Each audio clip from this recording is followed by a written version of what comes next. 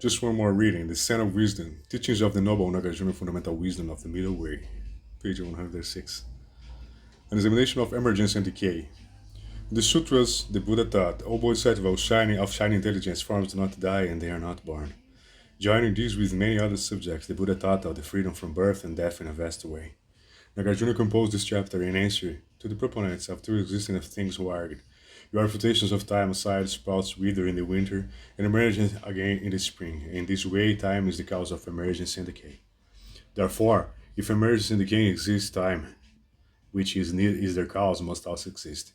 Thus, in order to prove to these people that time does not truly exist after all, Nagarjuna had to demonstrate logically that emergence and decay are not real. One way to analyze emergence and decay is asking, if emergence and decay exist, are they the same thing or different things?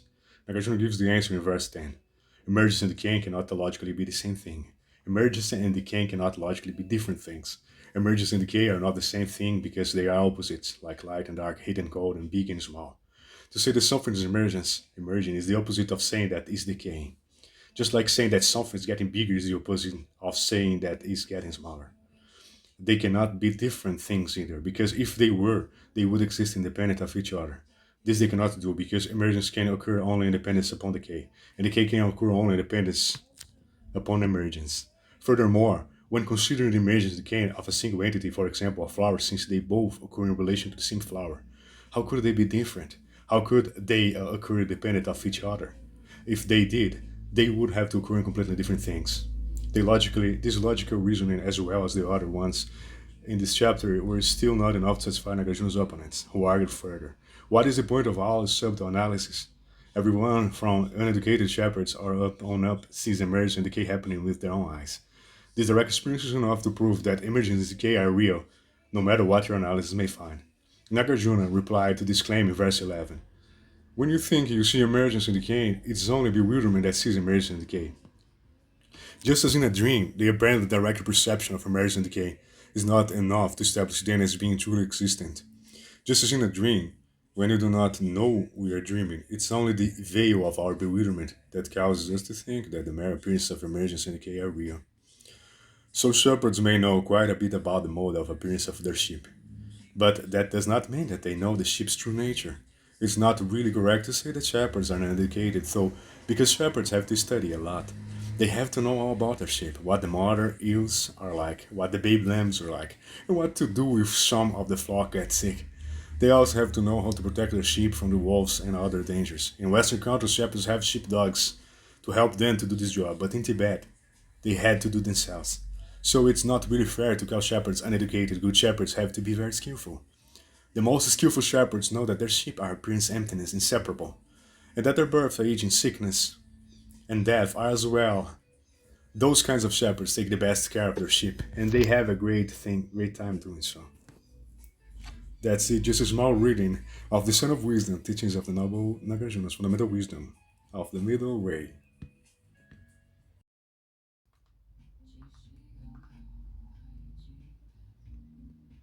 Just one more small reading, the Son of Wisdom, Examination of Self and Phenomena, page 112. Examination of Self and Phenomena. In the Sutras, the Buddha taught, form is empty of the self of the individual and the self of phenomena. The statement here is specifically made with regard to form, but it actually applies to every one of the inconceivable number of phenomena that there are. In this chapter, Nagarjuna proves its validity with logical reasoning. All the Buddha's teachings on emptiness can be included in the description of selflessness of individuals and the selflessness of phenomena. The two types of selflessness are emptiness are the focus of the 18th chapter, and therefore it's like the heart of the entire text. Nagarjuna composed this chapter in response to the people who asked it. If mental afflictions, if actions, actors, and so forth are all false appearances, then what's the true nature of reality after all? To answer this question, Nagarjuna explains the two types of selflessness that are the essence of genuine reality. The first four verses and the first line of the fifth are an exceptionally clear explanation of the selflessness of the individual. The first verse reads, if the self were the aggregates, it would be something that arises and ceases.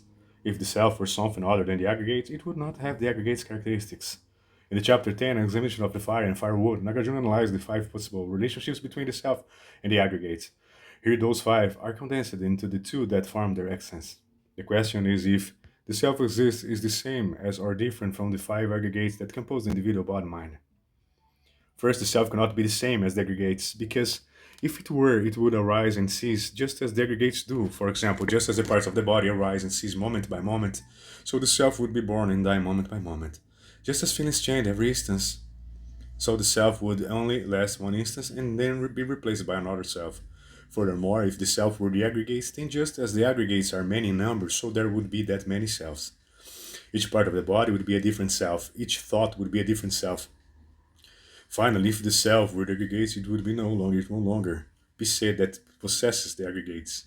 You could no longer say my head, my thoughts, or my feelings, because those statements assume that the self and the aggregates are different from things. The self cannot be different from the aggregates either, however, because if it were, it would not have any of the aggregates' characteristics. It will not take birth, live, or die, because all the things that arise, abide, and cease are included in the five aggregates. The self would not be able to perform any function because everything that performs a function is included in the five aggregates. Rather than being a thing, it would be inert nothingness, like empty space. Thus, the self is not the same as the aggregates. It's not different from the aggregates. And there is no other possibility for how the self could exist in relation to the aggregates. Therefore, so the self would not really exist. It is simple as that. The second verse reads, if there is no me in the first place, how could be there anything that belongs to me? When me and mine are found to be peace, clinging to me and mine ceases. This verse is fairly easy to understand. Once we determine that there is no self, it necessarily follows that there is nothing belonging to the self. This shows us that all our possessiveness, attachment to the things we consider to be our own, is just as confused as the thought that we really exist in the first place. By listening to and reflecting upon these reasonings, however, we can develop the precise knowledge that me and mind do not genuinely exist, that their nature is peace beyond conceptual fabrication. This precise knowledge is enough to put a stop to our confused clinging to them as being real. And in fact, there is no other way to do so. You cannot stop clinging to the belief in me and mine until you are certain that they do not exist. Mere unsubstantiated faith in the Buddha's teaching of selflessness is not enough. The stronger your precise knowledge of selfness becomes. However, the weaker you cling to the true nature, to the true existence of the self becomes, then the easier it is to use your knowledge of selflessness as a remedy for the mistaken belief in self whenever you notice it arising. When you apply this remedy clinging to the belief in self dissolves in the open, spacious, and relaxed certainty that the self is mere appearance. The union of appearance is emptiness. This is something you have to train in again and again. Some people might argue. There are yogas and yoginis who realize selflessness, and this proves that the self really does exist after all. Or else, who would be the ones who possess this realization? Nagarjuna answers this claim to the third verse. The one who do not cling to me or mind do not exist either. Those who do not cling to me or mind see accurately, so they do not see a self. We can apply the analysis from the first verse to the yogis and yoginis who realize selflessness and see that sincerely, since they are neither the same or nor different from the aggregates, they do not truly exist either. Therefore, these realized beings are also dependently arising mere appearances, conceptual designations that lack inherent nature. They are appearances emptiness.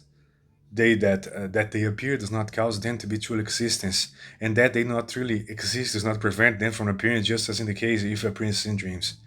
The last two lines in teach the last lines teach how it is that Yogi's realization of selfness prevents them from clinging to themselves as being true existence.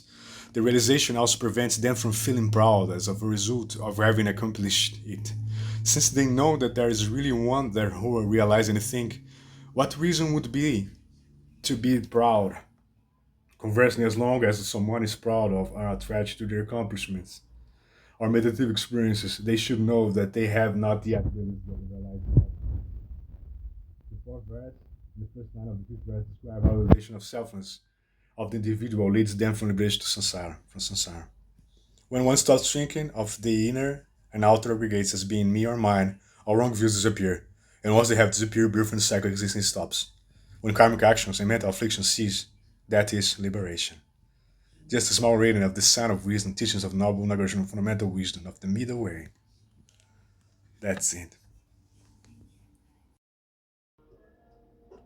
So just one more reading, the six gates. The six Dharma gates, the sublime Kalavinka Buddhist classics. Page 59. If one is able to penetrate to understanding of the true nature of the breath, then one is able to realize suffering itself is unproductive. Thus the four classes of feeling do not arise.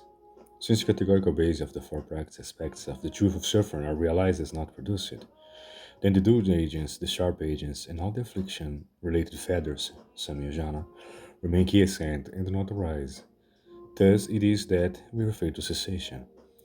The right to wisdom which knows the truth of suffering is able to penetrate through the nominal reality without any obstruction. Thus it is that we refer to the path. If there is someone who is able in this fashion to practice the counting of the breaths, and who is thus able to gain a penetrative understanding of the four truths, one should be aware that this individual will most definitely achieve realization of the path of Theravada disciples. Then, having reached its end, he does not engage in creation of anything new, but beyond that. The Pratika Buddhas. Next, how is that, while engaging in the practice of counting the breaths, one enters the path of those awakened through conditions? Pratika Buddha. The Pratika Buddha breath based 12 links meditation. In such a case, the practitioner seeks serenely initiated wisdom, takes pleasure in solitude, steams tunes, and becomes profoundly aware of the cause and conditions associated with the dharmas. At precisely the time in which he is engaged in the counting of the breath, he concurrently knows that this very thought which is engaged in counting the breath is just a becoming component of the 12-fold chain of causality. He realized that becoming is conditioned by grasping. Grasping is conditioned by craving. That craving is conditioned by feeling. Feeling is conditioned by contact. Contact is conditioned by six sense bases. That six sense bases are conditioned by name and form. That name and form is conditioned by consciousness. That consciousness is conditioned by karmic formative factors, sanskara. And that such formative factors are conditioned by ignorance. He continues to contemplate the becoming constituted by this breath associated thought. It is identified as wholesome conditioned karmic activity possessed of wholesome causing conditions definitely capable of bringing forth feeling during future human celestial rebirths. He realized that because it constitutes a cause and a condition for feeling, it will definitely entail the existence of aging, death, worry, lamentation, and suffering-laden afflictions. He realized that the causes and conditions of the three periods of time involves boundless scarcity in births and deaths continuing on in a ceaseless cycle. He also realized that there is a fundamentally no birth whatsoever, nor is there any death whatsoever. They are realized to be simply a creation of mental activity arising from unwholesome thought. If he realizes that at root the essential nature of ignorance itself is non-existent, and that is produced through a conjunction of causes and conditions associated with erroneous perception, then he will also realize that because it has no inherent existence at all, it is only referred to as ignorance on the basis of false names. And he then realized that if this is the case, even for the link of ignorance, if not even it can be gotten at, then one should realize as well that karmic action and all of the other dharmas making up the chain of causes and conditions are in every case devoid of any fundamental basis. Since he realized that there is no intrinsic existence on the part of karmic activity or any of other causes and conditions, he then wonders how could there be any reality to this present counting of the breaths? Right? That's it, just one small reading about the ignorance and the six dharma gates to the sublime. One more reading, Nagarjuna's Six Perfections, page 258. Furthermore, the mind of the Bodhisattva possesses a power of wisdom, whereby he is capable of cutting off the fetters. But for the sake of beings, he nonetheless abides for a long time in the world, realize that the fetters are just like insurgent teeth. He therefore maintains patience towards them while refraining them from following along with them. The Bodhisattva thereby ties up the chiefs of the fetters and so does not allow them to run rampant as he proceeds to engage in cultivation of merit. This is analogous to those situations wherein they may be insurgents, which for a particular reason one refrains from executing. One instead confines them securely in a single place and then devotes himself to doing his own work. Then again, because the Bodhisattva possesses a reality-based awareness of the marks of all dharmas, it does not take the fetters to be inherently evil. It does not take merit to be inherently marvelous. Therefore, he does not nurture any hatred for the fetters, nor does he cherish any particular affection for merit. Relying on account of the power of the wisdom, he is able to cultivate patience. This is described in a verse. The Bodhisattva cuts off and eliminates all which is not good. Even down to the most subtle, he destroys it and leaving no residue. The blessings from his great meritorious qualities are countless. In the works that he carries on, none are not completed. On account of the power of the Bodhisattva's great wisdom, even in the midst of the fetters, he is invulnerable to torment.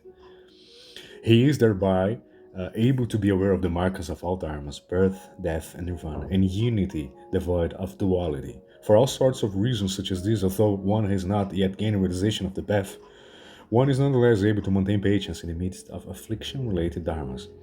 It is these which constitute patience with respect to the dharmas. That's it.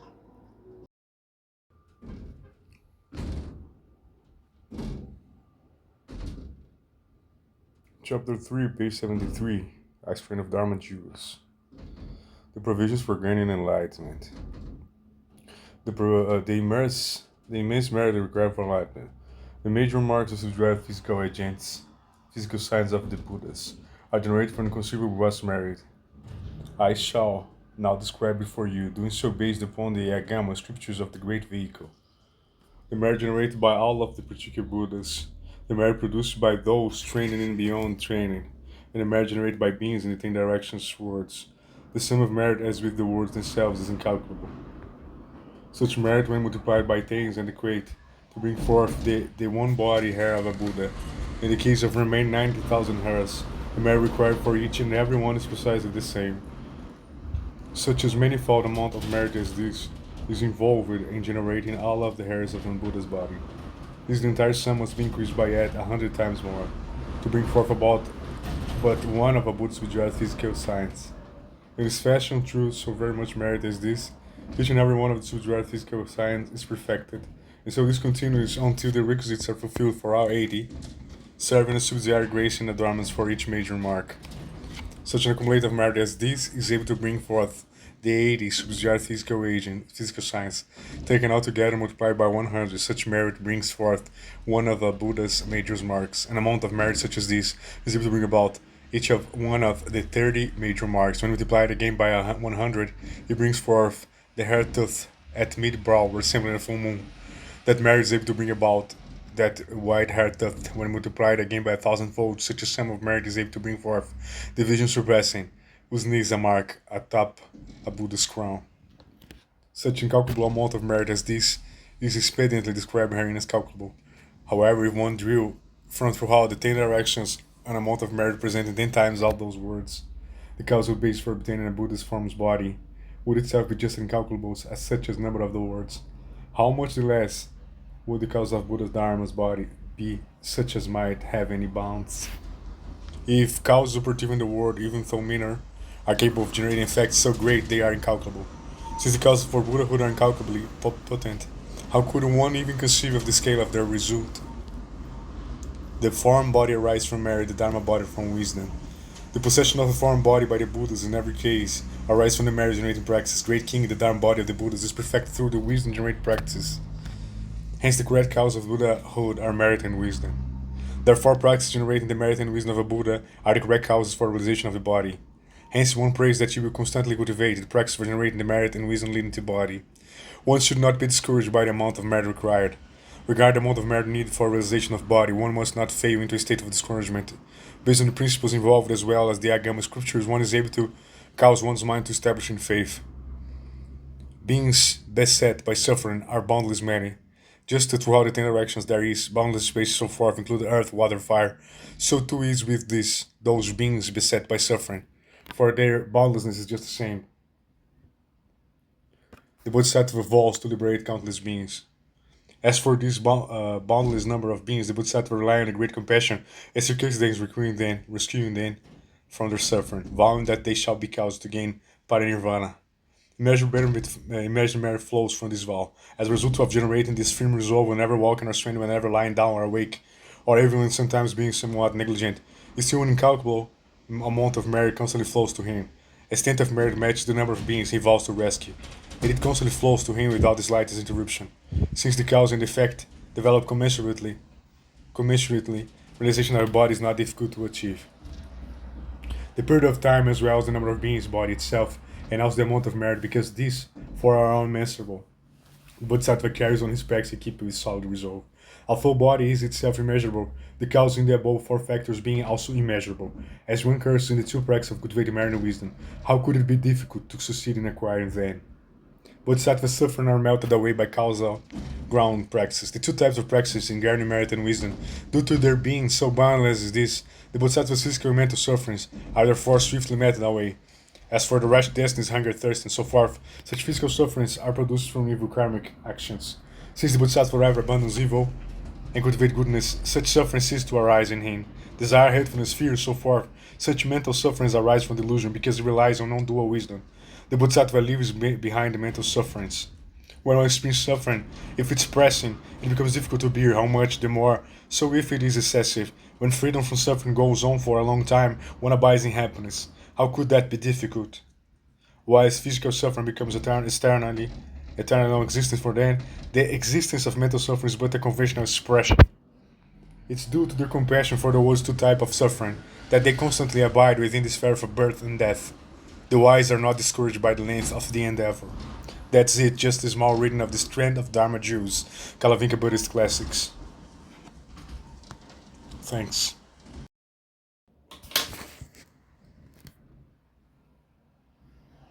Another reading, page 77, Strand of Dharma Jews. The wise are not discouraged by the length of endeavor. Therefore, during that long time leading up to body, the mind of the wise person does not sink into discouragement, so as to bring about cessation of evil and generation of goodness. He cultivates this endeavor unremittingly during this entire time, the three poisons and the effects of indulging or abandoning them. Covetousness, hatefulness, ignorance, one prays that we recognize and abandon them, non-covetousness, and the other manifold form of goodness. Once aware of them, one should cultivate them with reverence. Through covetousness, one is born in the path of the ghosts. Through hatefulness, one falls into the hells. Through delusion, one enters the animal realm. The opposite of these beings brings rebirth among men and gods. Relinquishing evil and cultivating goodness, these dharmas serve as the causes of happiness. As for what serves as the dharmas conducing to liberation, is relinquishing through wisdom the two types of attachment, causal ground, bodhisattva praxis and their positive effects, facilitation of the establishment of dharma. Images of the Buddha as well as Kaityas shrines, housed together with monasteries and temples, and also numerous superior qualities items presented as offerings. You should respectfully see to the establishment of such things. Portraying him sitting atop a precious lotus blossom, in subtle and marvelous paintings done in fine colors, in likeness created by using all types of gold and gems. You should see the creation of such images of the Buddha. Regarding right dharma, as well as the community of the Aryas, they should by edict be materially served and protected, creating pavilions constructed with latticing of gold and jewels. One should present these as offering to cover the Kaityas shrines, with gold, silver, and the many kinds of blossoms made of jewels, with carnelian crystals and pearls, with Indranila sapphires, with Mahanila sapphires, and with diamonds make such offerings in tribute to the Kaityas. To those who proclaim right dharma, make offerings of the four requisites. The six bases of harmonious respectfulness and other such dharmas should be constantly and diligently cultivated. To those who are venerable, one should listen with reverence diligently, serving, attending to, and protecting them. The Bodhisattva must certainly carry out the memorial ceremonies, making offerings then as well. As regard theistic and other non-Buddhist communities, one should not personally serve them or similarly revere them, because the unaware might erroneously place faith in them. One must render any service to bad spiritual guides. The agamas of the Buddha as well as treatises should be copied, studied, recited, and given to others. Also, one should bestow with kindness the paper, pens, and ink. You should cultivate this sort of meritorious endeavors. Facilitation of educations. Erect halls of learning throughout the country. Hire teachers, contribute grants to scholars. Promote the establishment of perpetual endowments. By implementing these things, you increase your wisdom. Promote medicine, science, agriculture, welfare, and emergency services. Promote understanding of medical skills in the calendar and in all cases work for establishment of agriculture. Each of the suffering of elderly, children, and the sick ensure that rescue service and provide throughout the country.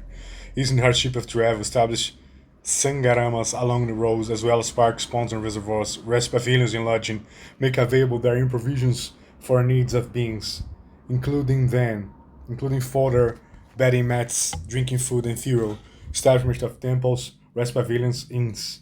Throughout the lands of the small and large states, one should erect temples, rest pavilions, and inns, one on roads across great distances wherein drinking water is scarce. Establish wells and water spawning, providing a chance to drink. Aid to the sick and the poor and the lower classes. For the suffering with illness, the poor with no one to rely on. The lower classes, those who live in fear and other such persons. By resort to kindness and compassion, draw them in, accept them, and with diligent concern establish them in circumstances. That's it, just one more small reading of the Strand of Charm of Dharma Jews, Kalavinka Buddhist, page 79.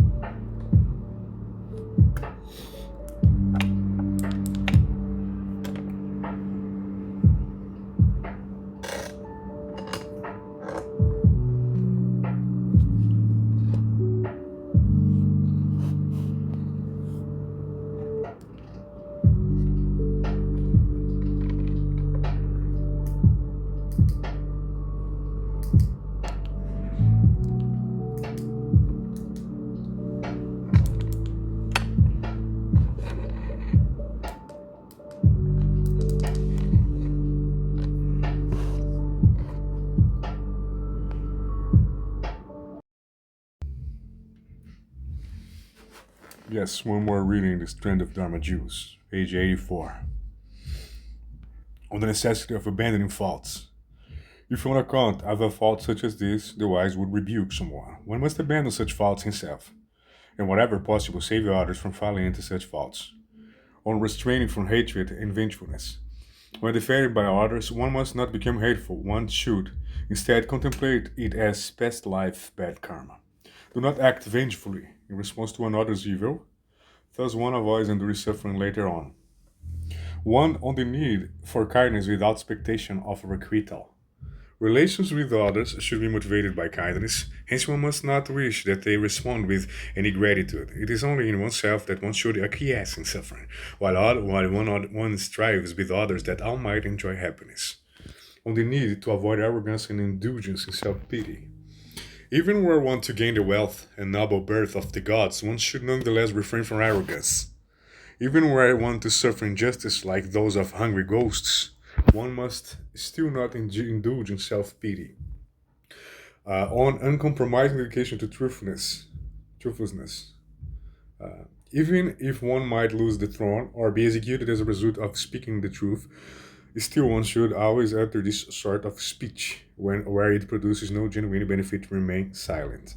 On consistent dedication to goodness and their benefits, just as one speaks, so too must one act. One prays, you will remain solid in the practice of goodness. On account of this, a fine reputation will spread everywhere, and with natural ease, you will become supremely eminent. On planning principled actions and direct knowledge of realities. In deciding what should be done, subject it to thorough analysis. Afterward, rely on the right principle in carrying it out. Do not act solely on the basis of trust in someone else. It is essential to entirely comprehend the true meaning in oneself. If one relies on on right principle in carrying out what is good, one's fine reputation will spread throughout the 10 directions.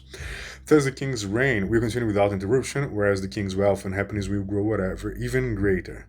On the fragility of life and the need of dedication to goodness, the conditions of producing death are of 101 kinds, even while the causes for long life are not very many, because those very causes may become the conditions of death, one should therefore constantly cultivate goodness. If a person is constant in practice of goodness, and if it is happiness thus gained, is shared equally between self and others, this happiness flowing from goodness is thereby perfected. On the auspiciousness flowing from reliance on Dharma. For those who by their very nature rely on the Dharma, whether lying down to rest or awake, they are always happy. They see auspicious occurrence in their Dharmas, because they are personally free of any faults or evils. The 9 causes for becoming ruler of gods.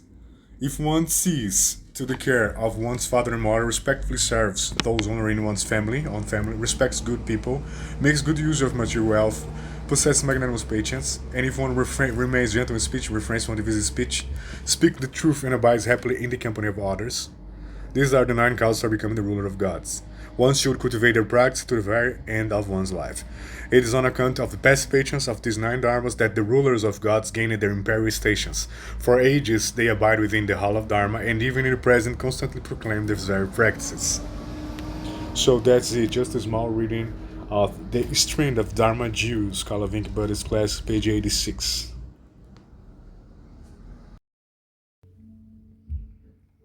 Just another one, page 86. Strand of Dharma Jews. The merit of generating power and 10 marvelous effects on kindness.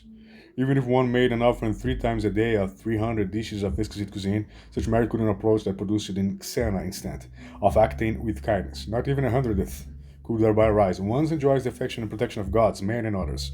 One experiences joy and bliss both day and night, and one avoids affliction by adversaries for fire, poison, and beatings. These are the present life fruits of the practice of kindness. Even without effort, one gains material wealth, and in the future gains rebirth in the former realm heavens. One obtains in reward the 10 qualities associated with kindness. This is what shall occur if one hasn't already gained liberation. The merit generating power of inspiring resolve to gain enlightenment. Through instructing all beings to generate firm resolve on the realization of the body, the merit of Bodhisattva becomes as massive as a mountain, and his own resolve on the body becomes enduringly solid. The most important Bodhisattva qualities and practices in their effects: faith, moral virtue, emptiness, consistent goodness.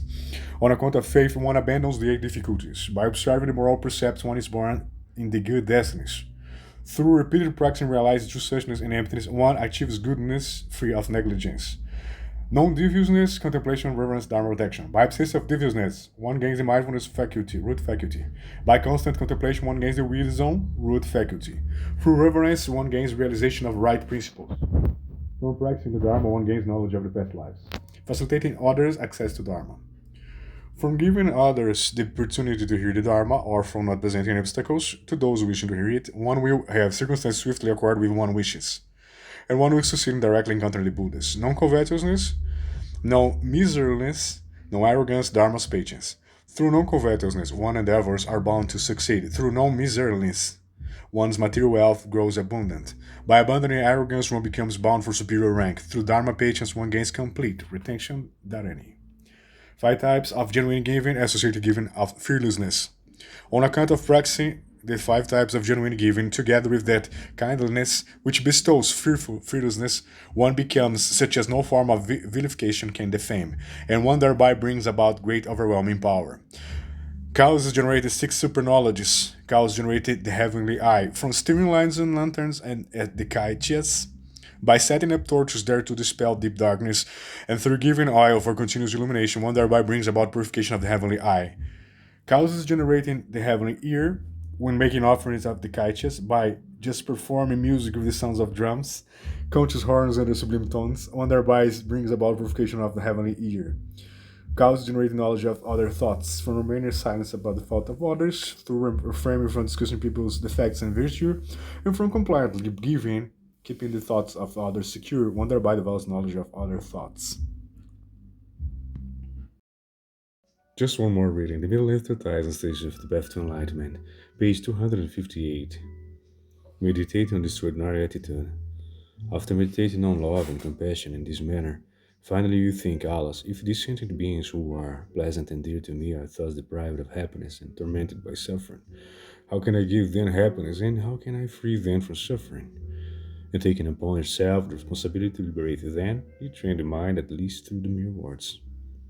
Although this was mentioned briefly in the context of repaying kindness, it is shown here that the love and compassion that think, how wonderful to be if they were to meet with happiness, and how wonderful it would be if they were free from suffering, are not sufficient. This is because you need to generate the love and compassion that is capable of inducing the thought, I myself will accomplish the happiness and benefit of sentient beings. As I thought in the first stage of meditation, you should practice it continuously and recollect it during all your activities, after sessions, and so forth, not just during meditation sessions. Training the mind striving for enlightenment. Once you are encouraged by the steps explained so far and realize that enlightenment is necessary for the welfare of others, you also develop the desire to attain it. However, that in itself is not sufficient. At the beginning, you must increase your faith through thinking about the excellent qualities of the exalted body, exalted speech, exalted mind, and enlightened activities, as they were explained above in the context of going for refuge. Then, since that faith is said to act as the basis for your aspiration, you generate the wish to attain those qualities from the depths of your heart. That will induce certainty for that the achievement of omniscience is indispensable also for your own welfare. Identify the bodhicitta that is the result of the training. The general definition is taught in the ornament of clear knowledge. Bodhicitta is a desire for perfect, complete enlightenment for the welfare of others. It is classified into two: Aspire and engage in bodhicitta, start and enter in the bodhisattva way, which follows the marvelous Array Sutra. It says, just as one understands the right difference between the wish to go and actually going, so the wise should understand the difference between these two accordingly. Although there are many disagreements about these, the first stage of meditation says that aspire bodhicitta is the mind that thinks, may I become a Buddha for the welfare of sentient beings, and engage bodhicitta is the mind after the vow has been taken. That's it, just a small reading. One more.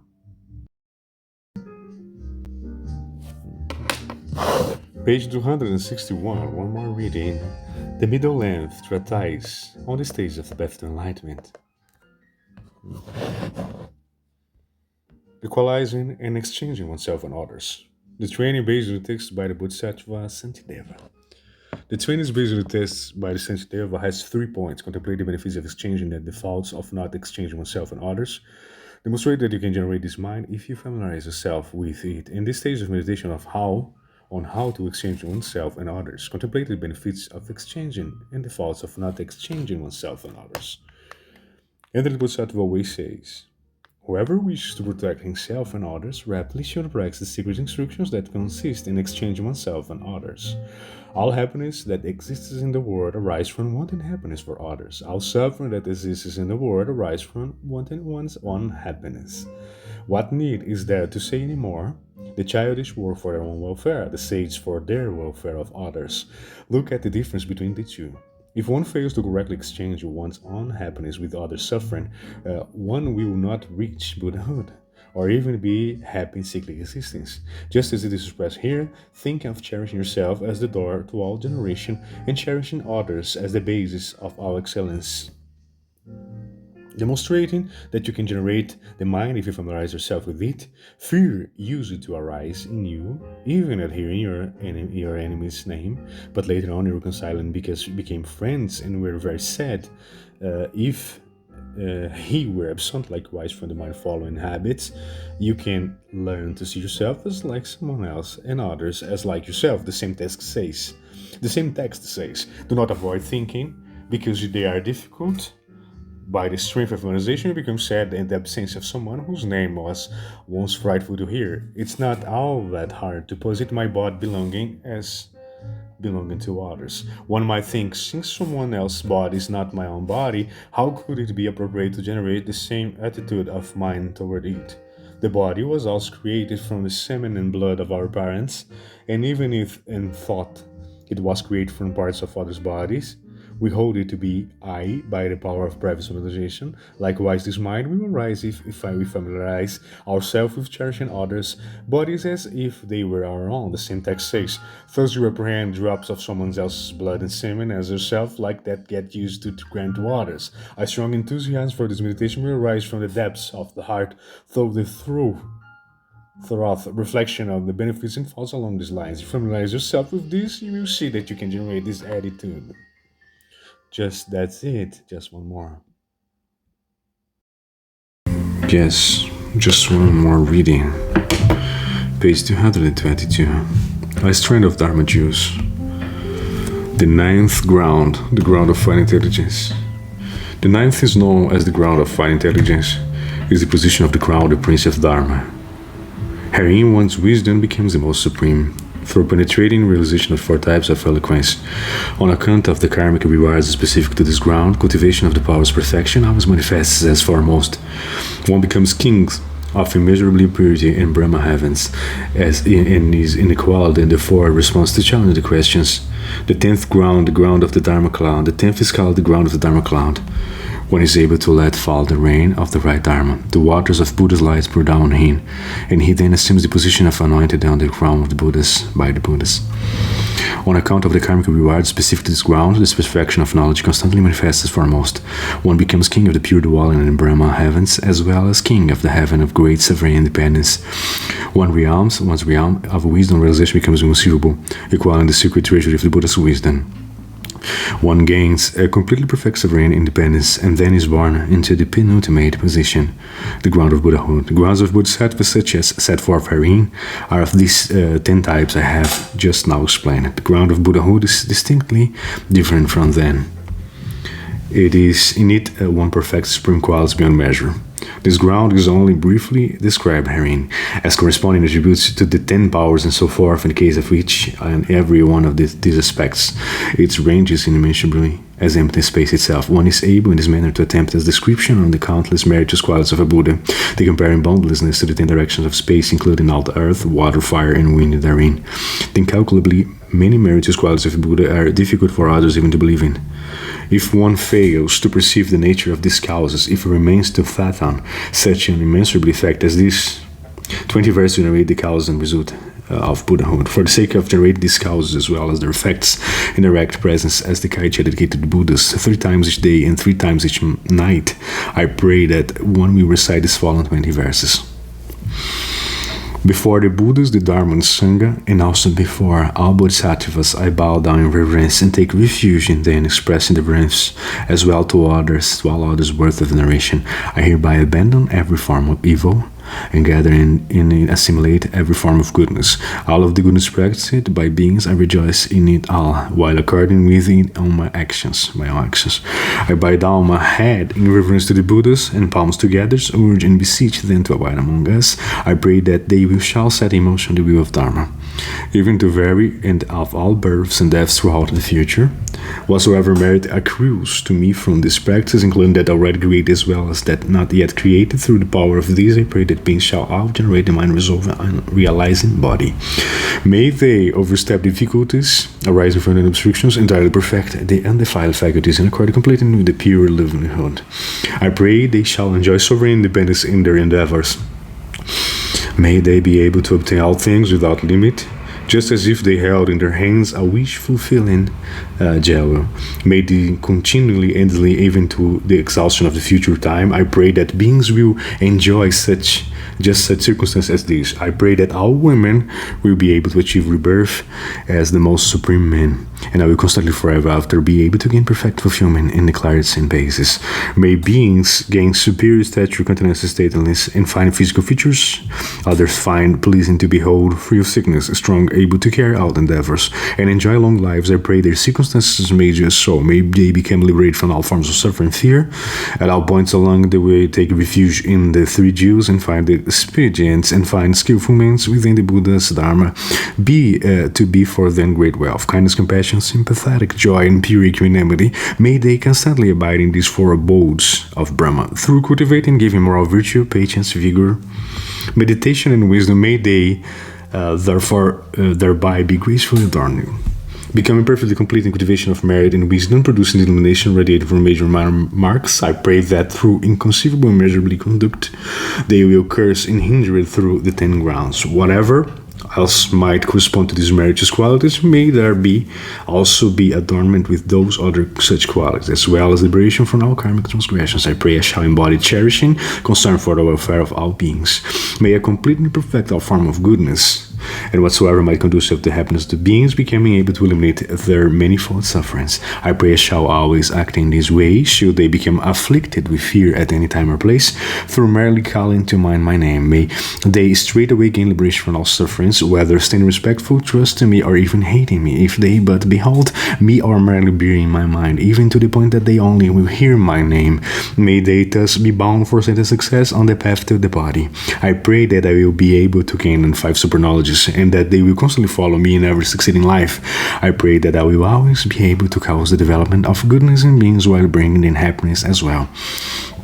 Should they be about to engage in evil deeds within any of the worlds, I pray I will be everywhere able to halt their evil endeavors, and then influence them in a principled way to cultivate goodness. Just as they utilize earth, water, fire, wind, the wild herbs, and the forest trees, so too, in whatever way they wish to put me to use, I pray I will naturally be able to endure and accept it.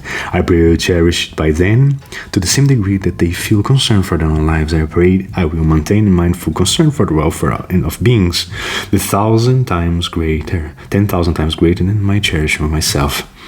I pray that whatever evil that they have done will have its fruit of retribution reaping in me, and that this goodness which I practice will have its fruits of retribution reaping in them. That's it, just a small reading of the book A Strand of Dharma Jewels, page 127. One more. Page 117. One more reading. A Strain of Dharma Jews. The perfections and compassion. Giving is the relinquishing of one's own possessions. Moral virtue involves promoting the benefit of others. Patience is liberating oneself from hatefulness. Vigor is the focus and cultivation of goodness. Meditative discipline involves bringing the mind to stillness. Wisdom is the comprehension of the genuine meaning. When the nature of one's relationships to all beings is a singular flavor of concern for the benefit, this is the compassion. Giving generates wealth and moral virtue, brings happiness. Patience brings beauty, and vigor generates flame and intensity. Meditation brings stillness, and wisdom generates liberation. Compassion produces every type of benefit. These seven dharmas, each perfected collectively, bring about realization of the ultimate, the realm of inconceivable wisdom, and cause one to reach the Bhagavan positions on the 10 grounds. On 10 bodhisattva grounds. Just as in the small vehicle wherein one speaks of the stations of the Sarvaka disciples, so too it is in the great vehicle wherein the 10 grounds of the bodhisattvas are described. The first ground, the ground of joyfulness.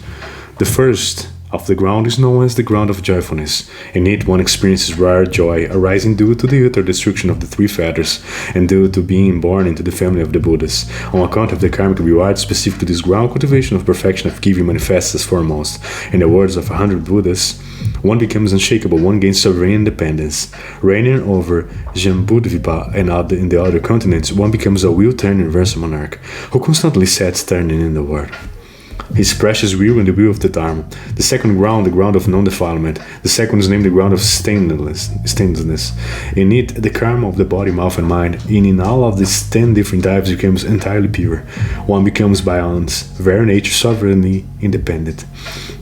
On account of the karmic reward specific to this ground, cultivation of the perfection of moral virtue manifests as foremost. In the words of 1,000 Buddhas, one becomes unshakable and gains sovereign independence.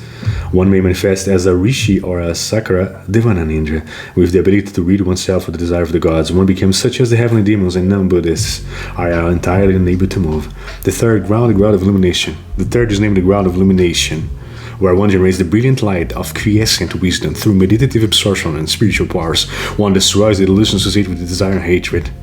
On account of the karmic reward specific to this ground, cultivation of the perfection of patience manifests foremost. In the words of myriad Buddhas, one becomes unshakable and gains sovereign independence. One may manifest as the emperor of the Yama heaven, destroying the habitual inclination to a view of the body of a self. As for the attachments of all teachers of error reading traditions, one is able to refute them and able to set forth correct teachings. The fourth ground, the ground of flaming intelligence. The fourth ground is named the ground of flaming intelligence. In it, the flaming light of the fire of wisdom is generated. On account of the karmic reward specific to this ground, cultivation of the perfection of vigor manifests as foremost. One devotes much cultivation to the components of the path. For the sake of destroying delusion during the path, one becomes lord of Dusita heaven and does away with the views of and austerities of non-Buddhists. Through gaining sovereign independence and the ability to be born through all the Buddha lands of the 10 directions, one comes and goes without obstruction. The remaining ideas accord with those noted on previous grounds. The fifth ground, the ground of being difficult to overcome. The fifth ground is ground of being difficult to overcome. Neither demons nor two vehicles or advocates can reach it. As for the extremely subtle meaning of the truths of the Aryas, it is generated through realized perception. On account of the karmic reward specific to this ground, cultivation of the perfection of meditation manifests as foremost. One becomes the lord of creation of bliss heaven and turns two vehicles practitioners toward the great vehicle. That's it. Just a small reading of the Strand of Dharma Jews, page 120. One more small reading, page 129, a Strand of Dharma Jews. I pray you be clear and cool like the moon. Will be brimming with brilliance like the sun. Will be streaming deep like the great seas, and will be as solidly abiding as the king of mountains. May you abound on all faults, may you become gracefully adorned by the manifold qualities, and may you serve as a resource for the benefit of beings. I pray you gain realization of omniscience. It is not solely for the sake of the king that I have explained here such fine dharma. As benefits of these principles, it's for the rest of the people as well. This has arisen from my wish to serve the welfare of everyone. The great king, as for this treatise on what is right, you should study it attentively each and every day for the sake of causing both yourself and others to realize the unsurpassed body. Be supreme in virtue and reverence to those venerable and senior participants and remain free of jealousy.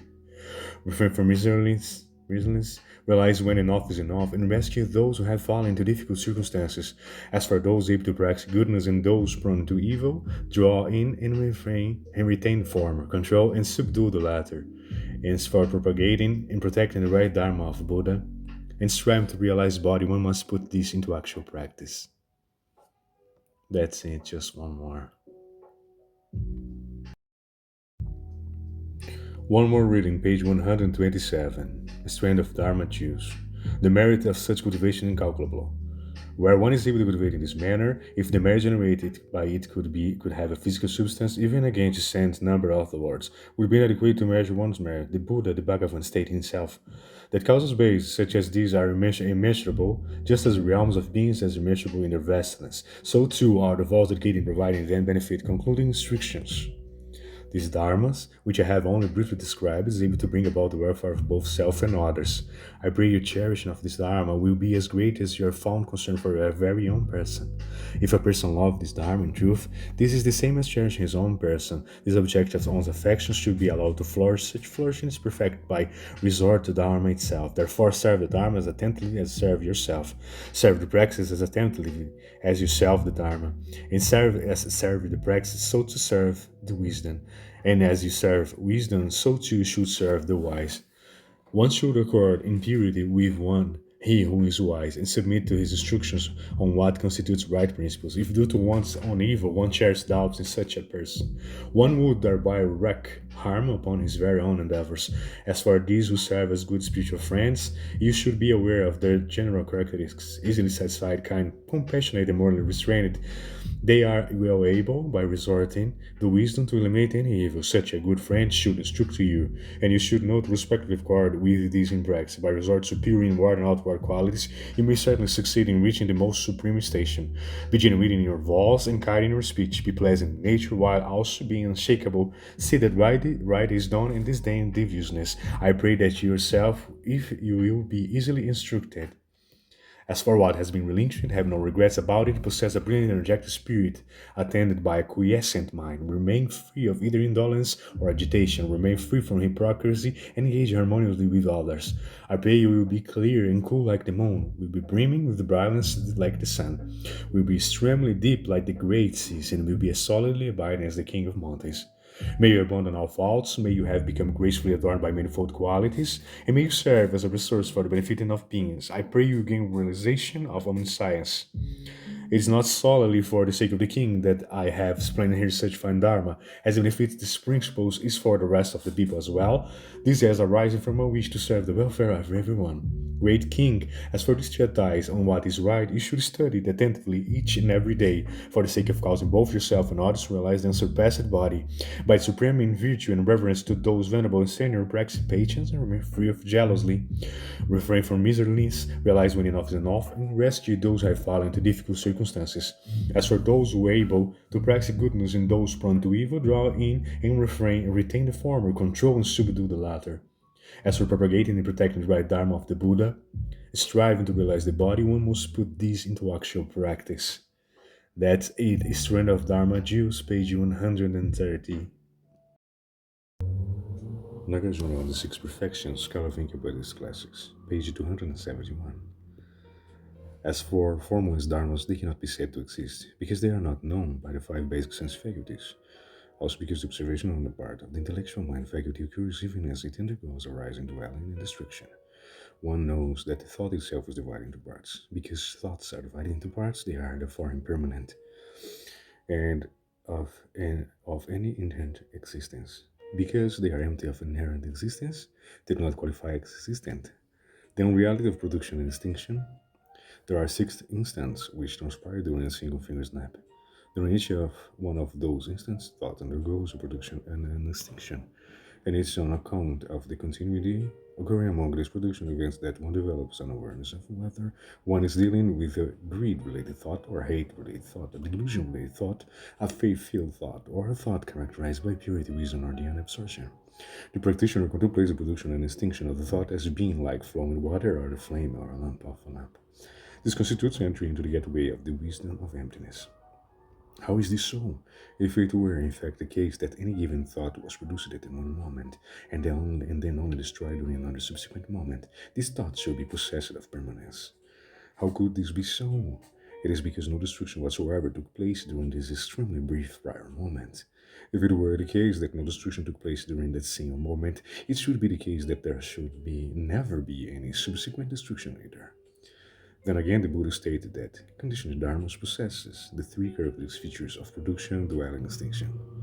If in the most extremely brief moment there was production but no destruction, this would have to be an unconditioned dharma. On the other hand, if it were the case that during the most extremely brief moment a thought was produced, duality was then extinction, how could one proclaim that production occurred first and extinction occurred later, rather than the alternative proposition where extinction might occur first followed by production? Alternatively, if it were the case that the first was the thought and afterwards there was the production, then the thought would not be dependent upon the destruction. Why? Because there would previously already be existence of the thought. If, on the other hand, the production already existed previously, then production would have nothing which it subsequently produced. Additionally, the natures of production and extinctions are mutually opposed. When there is production, then there ought not to be extinction. When there is extinction, then there ought not to be production. For these reasons, simultaneousness is in this cannot be shown to be the case, but neither can a difference in time be shown to be the case either. That's it. Nagarjuna, the Six Perfections, page 272. Just one more reading, page 274. Nagarjuna on Six Perfections. If one does not fall into these views, which insists on the reality of existence or no existence, one may gain realization of the true character of the middle way. How does one know what is real? It is as known as and proclaimed by all of the Ganges saints, number of Buddhas and Bodhisattvas of the past, as known and proclaimed by all the Ganges saints, number of Buddhas and Bodhisattvas of the future, and as known and proclaimed by the Ganges saints number of the Buddhas and Bodhisattvas of the present. Because one's mind of faith is great, one does not have doubts, one does not have regrets. Because the power of one's faith is great, one is able to uphold the Dharma and is able to accept it. This is what is known as patience with respect to Dharmas.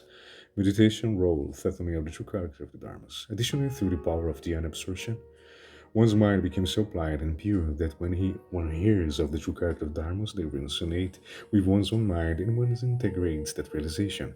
One grasps it through faith, deeply enters into it, and has no doubts and no regrets. Why? Doubts and regrets are dharmas bound into the desire realm. Because they are coarse and unwholesome, they do not enter into blind mind. This is what is meant by patience with respect to dharmas. Acquiescence in unfindability of dharmas. Moreover, on account of the power of wisdom, one subjects all dharmas to the scrutiny of all sorts of contemplations and finds that there is not a single dharma which can be gotten at.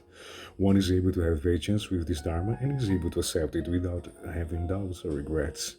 This is what is known as patience with respect to dharmas. Realization of Arya wisdom destroys delusions, poison. Additionally, the Bodhisattva consider it is on account of the poison of ignorance that common people transform through inverted views.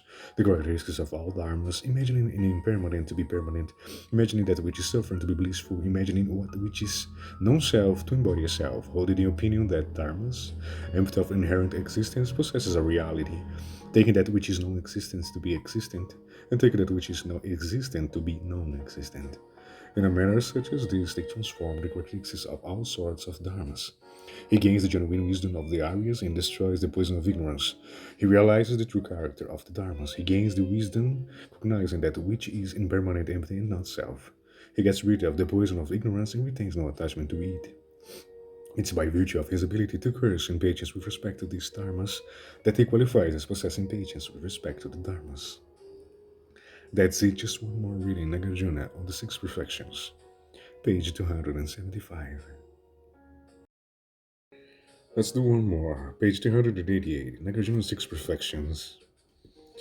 Focusing the mind, one enters the foremost level of concentration. One abides in stillness and has nothing of which one thinks. One sees joy as calamitous and desires to eliminate it, just as one has done with ideation and mental discussion. It's through feeling that one experiences joy. If one loses joy, then one falls prey to distress. One abandons joy and experiences physical based bliss. One relinquishes thoughts, as well as that which facilitates them. Aryas may acquire it and still maintain equanimity towards it, but other persons find it difficult to relinquish if one is able to realize the calamity inheriting bliss. One may then experience the great peace of immovability. Having already eliminated both distress and joy, one now also serves both suffering and bliss. One relinquishes thought, and with a mind which is pure, one enters the fourth dhyana. As for the bliss experience in the third jhana, since one is moved by its impermanence, it involves suffering. As for what exists in desire realm, one serves their distress. As for aspects of the first and second jhana, one eliminates joy. It is for these reasons that the Buddha, the Bhagavan, expounded the Dharma from within the fourth jhana, having either earlier cut off both distress and joy. There one now eliminates both suffering and bliss. The first jhana, moreover, when one has upheld the precepts purely dwells in leisure, in a solitary place, guards and draws, in the sense faculties, endeavors exclusively and precisely in the cultivation of contemplative thought. During both the early and latter periods of the night, abandon external pleasures, find one's pleasure in dhyana, and abandons all of the unwholesome dharma associated with desire, basing one practices on the preliminary ground, anagamya, and one then proceeds to gain the first jhana. The first dhyana is discussed in the Abhidharma. Dhyana may fall into any of the four general categories. The first is that experience is enjoyable due to the intense bliss, asvadana. The second is pure, sundaka. The third is free of all outflowing impurities, anasrava. The fourth is the five aggregates, gained in the fifth and first heavens. Just one more. Reading Nagarjuna of the Six Perfections, page 239. Going against the current. Additionally, Bodhisattva reminds himself, I should not be like everyone else who constantly follows along in the flowing current of cyclic births and deaths. I should move up against the current in order to seek out the very source and enter the path to nirvana. All common people, when met with attack, are hateful, when met with benefit, are delighted, and when in its frightening place, become fearful. In becoming a bodhisattva, I cannot act in the way that they do. Even though I have not yet succeeded in cutting off the fetters, I should nonetheless still exert self-restraint as I pursue the cultivation of patience. When tormented and injured, I will not become hateful, and when encounter respect and offerings, I will not be moved to delight. I should not be fearful of the intense difficulties involved in the manifold forms of suffering. As for the sake of beings, I should let flourish the mind of great compassion, seeing tormentors as friends and gurus. Moreover, if the Bodhisattva sees a being coming to afflict him with torment and aggravation, he should think to himself, this is my close friend and he is also my guru. I must enhance my treatment of him with familiar affection and respectful thoughts. Why? Because if he does not afflict me with manifold forms of torment, then I will be unable to perfect the practice of patience. It's for this reason that he says he is my close friend and he is also my guru, seeing tormentors as close relatives. Also, Bodhisattva's awareness accords with the Buddha's explanation that throughout beginningless time and in boundless number of world existence, beings have been going and coming and circulating an incalculable number of times through the five destinies of rebirth. Thus reflects, I myself have been the father, mother, and elder, and the younger brother of these beings. These beings have also served as my father, as my mother, as my elder and younger brother. It will be just as the same in the future as well. Extrapolating in this manner, he realized that he should not nurture an evil mind, cherishing hatefulness and harmful intent. Seeing tormentors as Buddhas, he additionally considers among all these beings, those belonging to the lineage of the Buddhas are extremely many.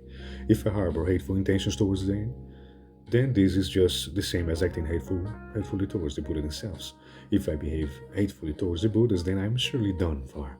This point is nicely illustrated by the earlier discussion about the pigeon. Even if it eventually succeeds in achieving Buddhahood, although it may be only a pigeon just now, one must nonetheless refrain from dislighting it in the present. Additionally, among all sorts of affliction, hatefulness is the most serious. Among other retributions for committing bad acts, retribution for hatred is the greatest. The other feathers do not have such severe punishments. This is demonstrated by Sakara Devananindra verses in which he queried the Buddha. What thing is which murdered beings peace and security? What thing is it which slain one has no regrets? What thing is it which is the root of venomousness? What which in which devours and destroys all form of goodness? What thing is each one slays and then one is praised? What thing is each one is laying, bring on no more distress? The Buddha replied with a verse in which he said, If one murders anger, the mind will be peaceful and secure. If one slays anger, the mind will have no regrets. If it's anger which is the root of venomousness, it's anger which destroys all form of goodness. When one slays anger, all Buddhas offer praise. If one slays anger, one has no more distress. The Bodhisattva considers, as I now practice compassion, I wish to cause beings to gain happiness. Hatred devours all forms of goodness and visits poisonous injury on everyone. How then could I commit such a severe karmic offense? If one cherishes hatefulness, one loses even one's own happiness and benefit. How then could one be able to bring about happiness in others? Moreover, all Buddhas and Bodhisattvas take the great compassion in their foundation. They come forth from compassion and hatred. It is the poison which destroys compassion. Given that connection with hatefulness is especially inappropriated. If one destroys the very foundation of compassion, how can he qualify as a bodhisattva at all? From what then could bodhisattvahood be supposed to emerge? That's it, just one more. Nagarjuna 6 Reflections, page 242. So just one more reading, page 261. Nagarjuna and the Six Perfections. Patience with Dharmas. Two types of dharmas, mental and non-mental. In this context, dharmas may be classified in two types, mental dharmas and non-mental dharmas. Among the non-mental dharmas, there are those which are inward and those which are outward. Outwardly, there are cold, heat, wind, rain, so forth. Inwardly, there are anger, hunger, thirsty, aging, sickness, death, and so forth. All other sorts of phenomena of this type qualifies as non-mental dharmas. Mental dharmas themselves consist of two types. The first includes hatred, worry, doubt, and so forth. The second includes sexual desire, arrogance, and so forth. These two subtypes make up the mental dharmas. Patience is towards both mental and non-mental dharmas. When Bodhisattva is able to maintain patience and remain unmoved in relation to the two primary types of dharmas, both mental and non-mental, it is this which qualifies as patience with respect to dharmas. Challenge: why have patience with non-mental dharmas? If, in relation to the other beings, one becomes hateful, engaged in torment, inflicts injury on their lives, one commits karmic transgression, whereas if one acts out of sympathy for them, one gains karmic blessings as a result, however, in reacting to cold, hate, wind, and rain, there is no production of any gain or any loss for anyone. Why is then that one should remain patient with such phenomena? Response: non-patience generates karma even here. Although one does not thereby bring about any gain or loss for anyone, still if one brings forth disruptive afflictions and distress through bitterness, one does inflict injury upon one's unpatience of the Bodhisattva's path. It is for this reason that one should maintain patience. Additionally, it's not the case that one commits karmic transgression solely through the killing and tormenting of beings. Whatever one curses in causes and conditions associated with evil thoughts, one generates karmic transgression as a consequence. How might this be the case? For instance, one might happen to cause the death of a being, but it was done with a neutral mind. This would not necessarily involve any incurrence of offense. On the other hand, if one were to maintain a loving kind mindfulness of beings, although there might be nothing which one actually provides for them, one would thereby still gain a great measure of karmic blessings. Hence, although there may be no gain or loss for anyone, wrath through one's reaction to cold, heat, wind, or rain is still allowing them to instigate one's own generation of evil, though does indeed involve the commission of associated karmic transgression. Therefore, one should maintain patience with this phenomenon. Reflections inspiring patience with no mental dharmas. Moreover, the Bodhisattva naturally realizes it is on account of the causing conditions associated with karmic offenses in previous lives that one is reborn in this place so fraught with suffering. This suffering great myself, hence I ought to be bound to personally endure it. It's through reflecting in this fashion that one remains able to maintain patience. Additionally, the Bodhisattva realizes that there are two kinds of countries. There are those which are pure and there are those which are impure. If those Bodhisattva is born into an impure country and experiences this bitter suffering, hunger, cold, and the manifold torments, he makes a purifying vow to himself. When I achieve Buddhahood, the country will have none of these manifold sufferings. Although this place is impure, it will ultimately work to my benefit. Furthermore, the Bodhisattva reflects not even the worthies and the Aryas are able to avoid encountering circumstances precipitating the eight worldly dharmas. How much less could this be the case for me? On account of this, one should be able to maintain patience. Moreover, the Bodhisattva reflects and realizes that this human body doesn't possess any particular durability and strength.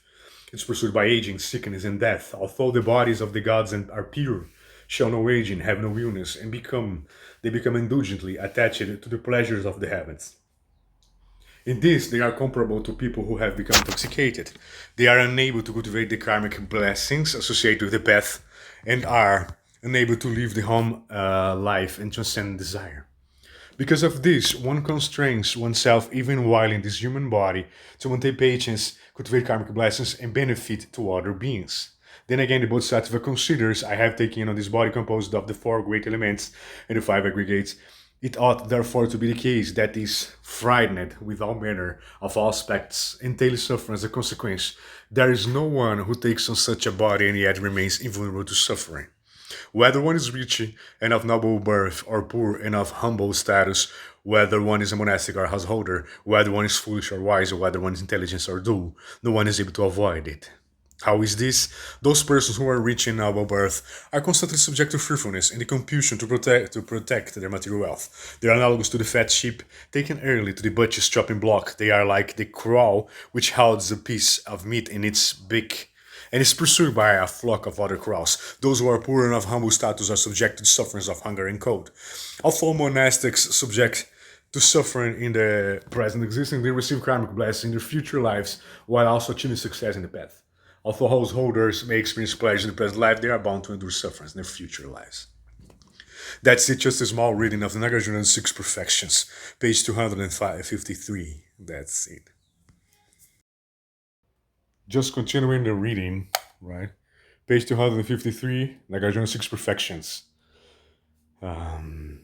Foolish people take pleasure seeking the present life as a primary priority. When they encounter death, impermanence, they are bound to undergo subsequent suffering. The wise initially contemplate impermanence and suffering, and subsequently become able later on to experience happiness and realize success in the path. Examples of this sort serve to illustrate that there is no one who takes on the body who does not thereby become subject to suffering. Therefore, the Bodhisattva should curse in the practice of patience. Furthermore, the Bodhisattva reflects the entire world is subject to suffering. How then could I possibly aside within it and yet still expect to enjoy happiness? Again, the Bodhisattva considers I have constantly endured manifold sufferings throughout the curse of an incalculable number of kalpas and yet have not derived any benefit from it. So far, it has never been for the sake of Dharma. Today, for the sake of beings, I strive to realize Buddha path. Although I now undergo the suffering, I will gain great benefit from it in the future. Therefore, whether it be outward suffering or inward suffering, I should patiently undergo all these forms of suffering. Additionally, the Bodhisattva make vows with the great mind. I will patiently undergo even the sufferings of a Naraya hells, a Vichinaraya hells. How much the less might it be that I would fail to maintain patience with minor sufferings? If I fail to maintain patience with even minor sufferings, how could I be able to maintain patience with major sufferings? When one maintains patience with all sorts of external dharmas such as this is what qualifies as patience with respect to dharmas. Patience with respect to mental dharmas. How does one become able to maintain patience within our dharma of one's own mind? The Bodhisattva reflects, although I have not yet gained realization of the path and have not yet cut off the fetters, if I fail to maintain patience, then I become no different from a common person and not qualify as Bodhisattva. He also thinks to himself, if I gain realization of the path and thus cut off all the fetters, then there will be no further dharmas requiring the existence of patience. Additionally, hunger, thirst, cold, and heat are the outward demon armies. The fetters and afflictions are the inward demon insurgents. I should crush both of these arms and thereby gain perfect realization of the Buddha path. So long as I fail to proceed in this fashion, I will have no success in the Buddha path. The demon king confronts Buddha. That's the story. This is illustrated by the story told about the Buddha when he was cultivating ascetic practice for a period of 6 years. The king of the demons came and said, "Noble man of Kshatriya lineage of the thousands parts of our life, you have only a single part left to live. You should hurry up, rise from this spot and return to your country to perform acts of giving and cultivate blessings. And then you should still be able to gain the bliss among men and in the heavens in both the present life and later lives. Your path is unattainable. It's in vain that you subject yourself to such intense suffering. If you don't yield to these gentle words, but instead persist in this confusion, failing to rise from this spot, I will lead forth a great mass of troops to attack and break you." The Bodhisattva replied, "I am now going to break you even extremely powerful inward attacking army. How much the more so you are outwardly attacking army?" The demon said, "What is that composes my internal army?" The Bodhisattva then replied, "Desire is the first among your arms, war is the second, hunger and thirst are the third army, craving is the fourth, drowsiness is the fifth of the armies, fruitfulness is the number six, doubt and regret are the seventh army, hatred and anger are the eighth, Offerings and empty reputation are the ninth. Elevating oneself and believing in others is the tenth. Such a company of armies as this may vanquish those who have left the home life. I employ the power of Diana and wisdom to break these arms of you, and after perfecting the Buddha path, deliver everyone to liberation. That's it, just a small reading of the page 255 of Nagarjuna's Six Perfections. One more, let's go together. One more, let's go together.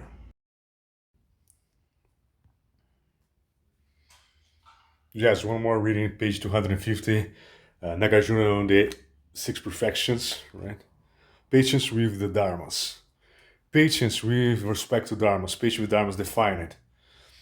Just what is meant by patience with respect to dharmas? Patience with respect to beings refers to having patience toward all beings who display reverence, who make offerings, and refers to all as well to having patience with all persons who are under the influence of hatred or sexual desire. Patience with respect to dharmas refer to maintaining patience towards their dharmas of expressing reverence or presenting an offering, as well as to maintain patience with the dharmas of the hatred and sexual desire. Additional patience with respect to dharmas involves remaining attached and widely regarding one's own six sense faculties, while also refrains from taking on the outward six sense objects. One thus remains able to refrain from making any discriminating distinctions with respect to either these two spheres. Also, inward characteristics are identical to those which are outward. Outward characteristics are identical to those which are inward. It is because neither of these two categories of characteristics can finally be gotten at. This is because they are of a single characteristic, because they only are a conjunction of cause and conditions, because in reality they are empty of an inherent existence. Because characteristics of all dharmas constantly abide in a state of purity, because they are characterized by identity with ultimate truth and the nature of all dharmas. And because they are subsumed within the non-dual. Although they are not dual, they are not singular either. When one contemplates how dharmas in this manner and yet one thoughts of faith remain undeflected, this qualifies one as possessing patience with respect to dharmas. That's it, just one more. Just one more reading books. Nagarjuna's Six Perfections, page 250. Patience with dharmas. Patience with respect to dharmas. Patience with dharmas defined. Just what is meant by patience with respect to dharmas? Patience with respect to beings refers to having patience towards all beings who have display reverence or who make offerings, as refers as well to having patience with all persons who are under the influence or have hatred or sexual desire. Patience with respect to dharmas refers to maintaining patience towards their dharmas of expressing reverence or presenting offerings, as well as to maintaining patience with the dharmas of hatred and sexual desire. Additional patience with respect to dharmas involves remaining unattached inwardly regarding one's own six sense faculties, while also refrains from taking one of on the outward six sense objects. One thus remains able to refrain from making any discriminating distinctions with refrain respect to either of these two spheres. Also, inward characteristics are identical to those which are outward. Outward characteristics are identical to those which are inward. This is because neither of these two categories of characteristics can finally be gotten at. This is because they are same characteristics, because they are only a conjunction of causes and conditions, because in reality they are empty of any inherent existence, because the characteristics of all dharmas constantly abide in a state of purity, because they are characterized by the identity with the ultimate truth and nature of dharmas, and because they are subsumed within the non-dual, although they are not dual. They are not singular either. One contemplates all the dharmas in this manner, and yet one's thoughts of faith remain reflected. This qualifies one's possessing patience with respect to dharmas. The scriptural citation. This is set forth in the Vimalakirti Sutra, where Dharma dwelling Bodhisattva said, production and extinction are dual phenomenal wares. It is that which is neither produced nor destroyed, which constitutes the Dharma gateway of duality, of non-duality. And so it continued until Manjuri said, in the absence of hearing, in the absence of seeing, where the thought is extinguished and there is no utterance and no discourse, this is the Dharma gateway of non-duality. That's it, just a small reading of Nagarjuna's Six Perfections, page 251. Just one more reading of the Nagarjuna Six Perfections, page 308. The Bodhisattva's contemplation of cyclic existence. Additionally, the Bodhisattva contemplates that the beings of the three realms and five paths, observing that they each lose that in which they find pleasure. The celestial realms, the gods of the formless realms, takes pleasure in the absorptions and their minds are attached. They fail to realize that their lives are coming to an end. They fall into the desire realm, wherein they take in forms of birds and beasts. The gods of the form realm are also just like this. They fall from a pure place and once again undergo sexual desire and abide in the midst of impurity. The gods of the six desires, heavens, are blissfully attached to the five desires there and then fall back down again, plummeting into the hells where they undergo all manner of suffering and pain. The human realm. The human realm. He also observes that within the realms of human beings have traded karmic blessings arise from the 10 good deeds for the body of a human being. The human body is characterized by much suffering and only a little bliss. When the human life comes to an end, the majority of them fall down into the wretched destinies. The animal realm antecedent causes. He also observes that animals undergo all manner of suffering and torment. They are whipped and beaten, driven along forced to run fast, burdened with heavy loads, and compelled to travel far. Their necks are injured by yokes, and they are burned by hot metal brands. The past life causes circumstances for this visual consisting entirely of beings weeping and flogging them, and thus causing them suffering and torment on account of all sorts of caused circumstances such as these. One then takes on the form of such domestic and wild animals as elephants, horses, cattle, sheep, roebucks, and deer. On account of lust, for those whose lustful feelings are heavy, and whose ignorance is especially great, they take on birth as a goose, duck, peacock, mandarin duck, turtle, dove, pigeon, chicken, wild duck, parrot, or blackbird. They take on the form of these hundreds of thousands of different kinds of birds on account of offenses committed within the sphere of sexual activity. Their bodies grow forth down and feathers which cut off erotic sensations. Their bills and claws or claws are hard and do not distinguish tactile subtleties. On account of hatred, those whose hatred has been especially great take on rebirths as poisonous snakes, vipers, scorpions, spiders, wasps, centipedes, and other venomous insects. On account of stupidity, those whose stupidity has been great take on rebirths among worms, moths, dung beetles, ants, moths, crickets, Ceolios, scops, kinensis, owls, horned owls, and other dual-witted insects and birds. On account of arrogance and haughtiness, those who have been excessively arrogant or hateful take on birth on bodies on lions, tigers, leopards, and other fierce beasts. On account of having been perversely haughty, one may take on birth among donkeys, pigs, or camels. On account of miserliness, jealousy, shamelessness, on account of being miserly, greed, and jealousy, while also being agitated and skittish, one may take on the form of a monkey, baboon, or bear. On account of the cause and circumstances of the karma of being perversely greedy or hatefully jealousy, one may take on the body of a wild cat, earth tiger, on such another such animal. On account of the cause and circumstances associated with being devoid of a sense of blame or a sense of shame in one's gluttony, one's take on the form of a crow, magpie, owl, or vulture. On account of slighting the good, on account of slighting good people, one takes on the body of such beasts as chicken, dogs, and coyotes. On account of giving marked by hatefulness, if one person's of lot of giving hatefulness and their views might, on account of this causal circumstance, one takes on the body of a dragon. If one cultivates great giving, but one's mind is nonetheless imperious and carry out the persecution of beings in a state of suffering and torment, one takes on the form of golden winged Garuda bird. On account of karmic causal circumstances, all of sorts of the feathers, such as these, one undergoes the suffering of animal realm, birds, and beasts, cyclic existence as seen by the Bodhisattva's heavenly eye. When the Bodhisattva gains the heavenly eye, he contemplates the fashion in which beings curse along a cyclic manner through all the five destinies of rebirth. Within the five destinies, they go through cycles therein wherein having died in the heavens, they are born among humans, having died among humans, they are born in the heavens. Having died in the heavens, they are born in the house. That's it, just a small one. Story: The sacrifice of Brahmacharya, lover of Dharma. Then again, this is exemplified by the case of the Brahmacharya, known as the lover Dharma. For 12 years, he went everywhere in Jambudvipa, searching for knowledge of the Dharma of the sage, but still was unable to find it. There was no Buddha in the world at that time. The Dharma of the Buddha had disappeared as well. There was a Brahman who said, I possess one verse of the Dharma of the Aryas. If you truly are one who loves the Dharma, we will give it to you. He replied, I truly do love the Dharma.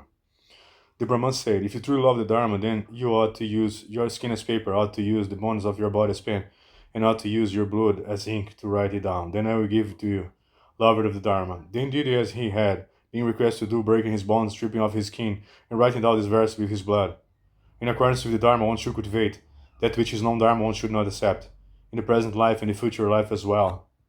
He who practices Dharma is peaceful and secure. Story: the bird that tried to save the burning forest. Then again, once upon a time in the past, there was a wildfire which was burning up the forest. There was a peasant in that forest which was diligent, with diligent physical efforts, used his own strength to fly into the water, soak his feathers, and then fly forth, attempting thereby to distinguish the great place. The fire was great and water was but little. It flew back and forth repeatedly, and even though it became exhausted, it did not find that it to be suffering. The god Sakra manifested at that time, coming forth to ask the bird, "Just what is what you trying to do anyway?" It replied, "I am attempting to save this forest out of a pity for the beings in it. They are nurtured by the shade of this forest is vast, refreshingly cool and blissful. All of our species, all of our lineages and relatives, as well as all of the other beings rely upon this forest. As long as I have remained in physical strength, how could I be lazy and so fail to rescue it?" That Lord of the heavens asked it, "As for your being, so energetic and diligent, how much longer do you suppose you can continue this way?" The pheasant said, "I take to the point of my death, as the appointed hour." The Lord of the heavens then asked, "Although your intentions may be so, who would be able to verify and really know that what you claim is true?" The pheasant then immediately set forth, "A vow stating, my mind is ultimately sincere. If in this trustworthiness it is free of any falseness, may it be that this blaze should be immediately extinguished." At this very time, the gods of pure dwelling heaven became aware of the Bodhisattva's vow, and then immediately extinguished the fires for its sake. From ancient times on up to the present, it's only this one force which has been growing luxuriantly, and which has remained unburned by any fires. That's it, just a small reading, Nagarjuna 6 Perfections. 335. Just another reading of Nagarjuna 6 Perfections. All sorts of other cases. Summation of physical vigor. All sorts of other cases such as this illustrate that, in that which has been carried out in practice in his previous lifetimes, he has been able to do what is difficult to do. He who has not indulged in cherishing regard even for his own body and life, his country, his wealth, wives, sons, elephants, horses, the 7 precious things, his head, eyes, bones, and his marrow. He has been diligent in giving without weariness. As the saying goes, for the sake of beings, the Bodhisattva would undergo in a single day even 1,000 deaths and 1,000 births. The practice undertaken to perfecting the paramids of Dana, Sila, Patience, Dhyana, Prajna are of this same sort. The characteristic features of what is intended by vigor associated with the body are as illustrated by all sorts of causal circumstances described in the Sutra on the past lives of the Bodhisattva. Summation of mental vigor. The carrying on cultivation in all good dharmas while maintaining faith and happiness, while not generating doubts or regrets, while not falling into laziness, and while continuing to seek the Dharma insatiably, from all of the worthies, the Aryas, and everyone on Tao, even the common people, doing so in a manner comparable to the sea as swallowing up everything flowing into it. It is this which constitutes the mental vigor of the Bodhisattvas. Challenge: isn't unremitting vigor a fallacious concept? For the mind to be insatiable in a situation which does not exist. Why? If that endeavor which one seeks to accomplish is finished, and if that which one wishes for has already been complete, then one ought to be satisfied. If there is some principle which cannot be sought out, or some endeavor which cannot be finished, then it ought to be the case that one relinquishes it and thus diminishes one's efforts. How could one be eternally insatiable? It is just as with a person who digs a well or seeks for a spring. If one invests even more effort at the task, and there are fewer and fewer signs of water, then one ought to stop and desist. This is also comparable to when one travels a road.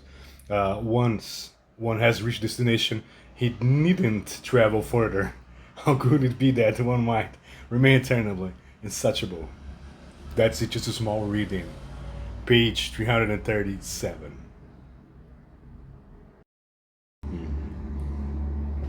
So just one more, continuing page 337.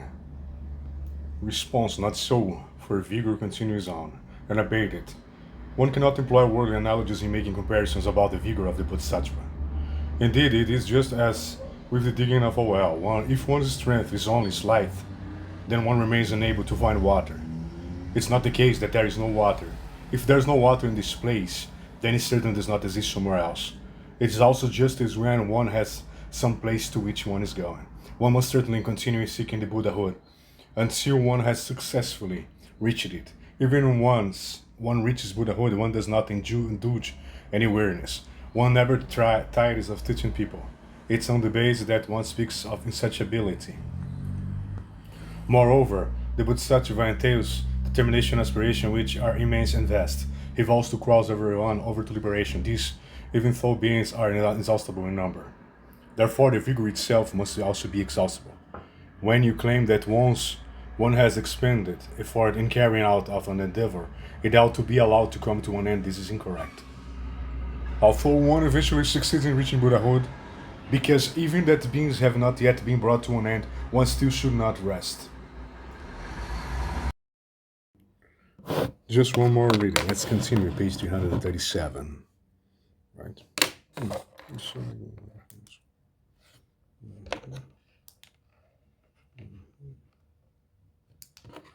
Let's continue the reading, right?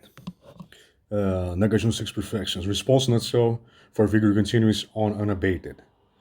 One cannot employ worldliness and make comparisons about the vigor of the Bodhisattva. Indeed, it is just as the digging of a well. If one's strength is only his life, then one remains unable to find water. It's not the case that there is no water. If there is no water in this place, then it certainly does exist somewhere else. It is also just as when one has some place to which one is going. One must certainly continue seeking Buddhahood until one has successfully reached it. Even once one reaches Buddhahood, one does not indulge in any weariness. One never tires of teaching people. It's on this basis that one speaks of his such ability. Moreover, the vigor of the Bodhisattva entails determination and aspiration which are immense and vast.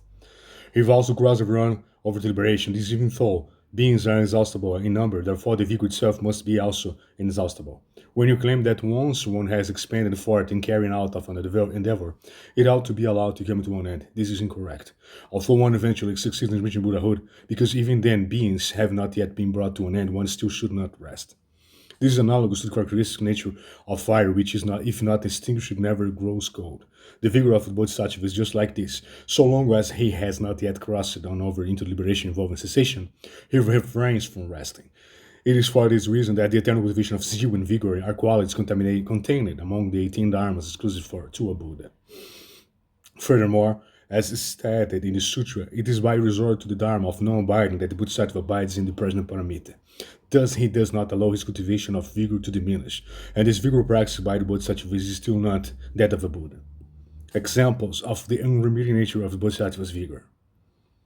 Furthermore, so long as the Bodhisattva has not yet gained a realization of the path of the Bodhisattva, he continues to employ that body subject to birth and death in providing those fine things which he endeavors to bestow on beings. It may be that, contrary to what might be expected, beings not only do not respond in kind, they go so far as to afflict him with circumstances which are not good. For instance, there may be beings who, when Bodhisattva praise their fine qualities, they proceed in contrary fashion to besmirch his reputation and heap abuse upon him. It may also be that even though the Bodhisattva may be respectful and reverential to beings, they nonetheless respond by acting in such a contrary fashion that they slight him and treat him with condescension. There may also be times when, although the Bodhisattva remains motivated by kindness in his mindfulness of others, still they counter this by seeking out his faults and plotting to do him harm. In spite of all this, these beings are nonetheless all equally bereft of any power whereby they might visit torment on the Bodhisattva. The Bodhisattva has brought forth a great vow with respect to these beings. When again the path to Buddhahood must cross on over to liberation, even these beings who belong to the class of the most evil among evil. Even in the midst of all this evil, his mind still does not become indolent. Consequently, he continues to bring forth the mind of great kindness. In doing so, he is like the lovingly kind mother who feels pity for her son in illness, who is beset with worry about him, who continues to remain mindful of him, and who never forsakes him. Characteristic features such as these are emblematic of that vigor in which the Bodhisattva engages. Moreover, when one practices the paramita of giving, all sorts of beggars come from the ten directions, seeking things and making demands. Even that which they should not demand, they nonetheless come and demand while also demanding those things which one loves most intensely. They say to the Bodhisattva, give me both of your eyes, give me your head, brain, bones, marrow, wife, and son, which you love so dearly, and also give me all extremely valuable precious jewels. Those beggars forcefully demand such difficult to relinquish things as these. Nonetheless, his mind does not move, and neither misery nor hatred arise in him in response to the circumstance. The mind which induces views or doubts does not develop in him. He proceeds to make such gifts single-mindedly and for the sake of realization, realizing the path to Buddhahood. Thus, in his action, he is comparable to the Mount Sumeru, which, when the four directions wind blows, cannot be moved by then. All sorts of characteristic features such as these are emblematic of the Paraparamita vigor. Furthermore, the vigor of the Bodhisattva is universally active throughout his practice of the other five paramitas. It is this which constitutes the paramita of vigor.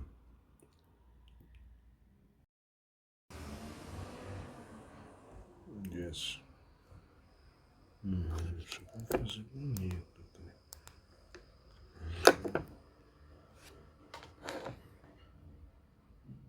Mais um, né?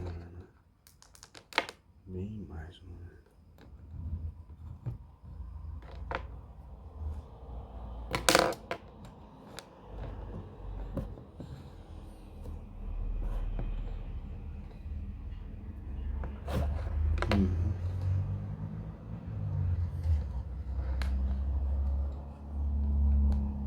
É, essas lâmpadas estão tipo muito, mas vê que você tem que comprar uma bola não. De tanto que eu tô atacando no meu, na verdade. Olha que tá uma luta aqui. Sempre.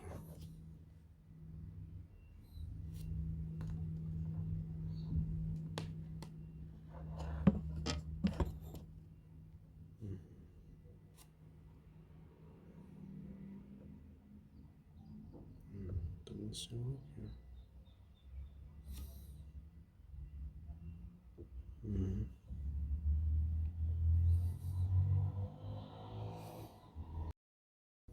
Nagarjuna on Six Perfections, 342. Summation, the Bodhisattva's perfection of vigor paramita.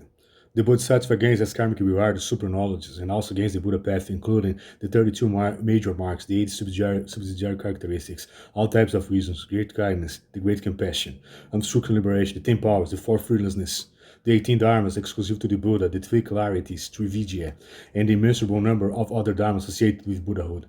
Once it succeeds in realizing these dharmas, subsequent occurrences wherein all beings may gain the purification of faith. May all be enabled to take in practice, may all be able to feel affection for and bliss in the Dharma of the Buddha. And may all be enabled to carry out this endeavor themselves. All of this product of the power of the paramita of vigor. This is what constitutes the paramita of vigor. It's just as being stated by the Buddha at the time the vigor of the Bodhisattva becomes such as he does not even perceive the existence of a body and does not even perceive the existence of a mind. His body has nothing whatsoever which he engages in doing, and the mind has nothing whatsoever which it bears in mind. The body and the mind becomes as one and the same, and thus there is no making of distinctions in this regard. And that path of the Buddhahood, which is sought for the sake of bringing beings to deliverance, one does not perceive beings as constituting the shore, nor does he perceive the Buddha path as constituting the opposite shore. Everything done by the body and the mind are set aside and relinquished as if they were mere dream state endeavors which are realized and waking, to have not involved the accomplishment of any endeavors at all. This qualifies as quiescent cessation. It is with reference to this that all instances of vigor qualifies constituting paramita. How is this so? One realizes that all instances of vigor involve occurring in dharma which, by their very characteristic character, involve error and deceptiveness. This is because all created dharmas are empty, false, and unreal. They are like a dream and like a magically conjured illusion. All dharmas are uniformly equal. This is what is genuinely real. Among these dharmas, which are of a single uniform equality, one should do not have those which one seeks to obtain. One therefore realizes that all instances of vigor involve that which is empty and false. Although one realizes that vigor involves that which is empty and false, still he constantly works at perfecting it and does not retreat from engaging in it. This is what qualifies as genuine vigor of the Bodhisattva. As stated by the Buddha, throughout the incalculable number of kalpas, I gave my head, eyes, marrow, and brain to beings so as to allow them to fulfill their wishes. When practicing the abhorrence of precepts, patience, and dhyana, I dwelt in the mountains and forests wherein my body became dehydrated and emaciated. At times I fasted, reducing the intake of food. At times I cut off all taste for any form of sensual experience. At times I endured the calamities of scolding, vilification, knives, and clubs. On these accounts, my body became haggard and emaciated. Additionally, I constantly sat in dhyana meditation, and so I was exposed to the elements and endure intense suffering. This is for the sake of seeking wisdom. I recited, studied, pondered upon, asked about, and delivered explanations on Dharma. I employed wisdom in reference to each and every Dharma, making distinctions with regard to good, evil, coarse, fine, false, real, greater, and lesser.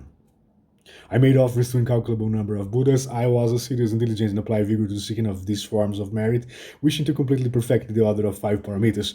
However, throughout this entire time, nothing whatsoever was obtained by me. I did not obtain the parameters of Dana, Silek, Santi, Vigor, Dhyana, or Wisdom. When I encountered the burning lamp, the Pankara Buddha, I scattered 5 blossoms over the Buddha, laid my hair down in the mud that he might cross, and gained right the unproduced Dharma's patience. Anutpatika Dharma Ksanti. The 6 parameters were they straightway fulfilled. I stood there in empty space, praised burning lamp Buddha with verses, and then beheld the immeasurable number of Buddhas throughout all the directions. It was at the time that I gained the body which is endowed with genuine vigor. It's on account of one's vigor being uniformly equal in its application of dharmas that one gains the mind which itself is uniform in its equality. It's on account of the one's mind being uniform in its equality that one achieves that states wherein all dharmas are realized as uniform in their equality. All sorts of causing conditions and characteristics such as this constitute what's meant by the paramita of vigor. So that's it. Just another reading. Page 245.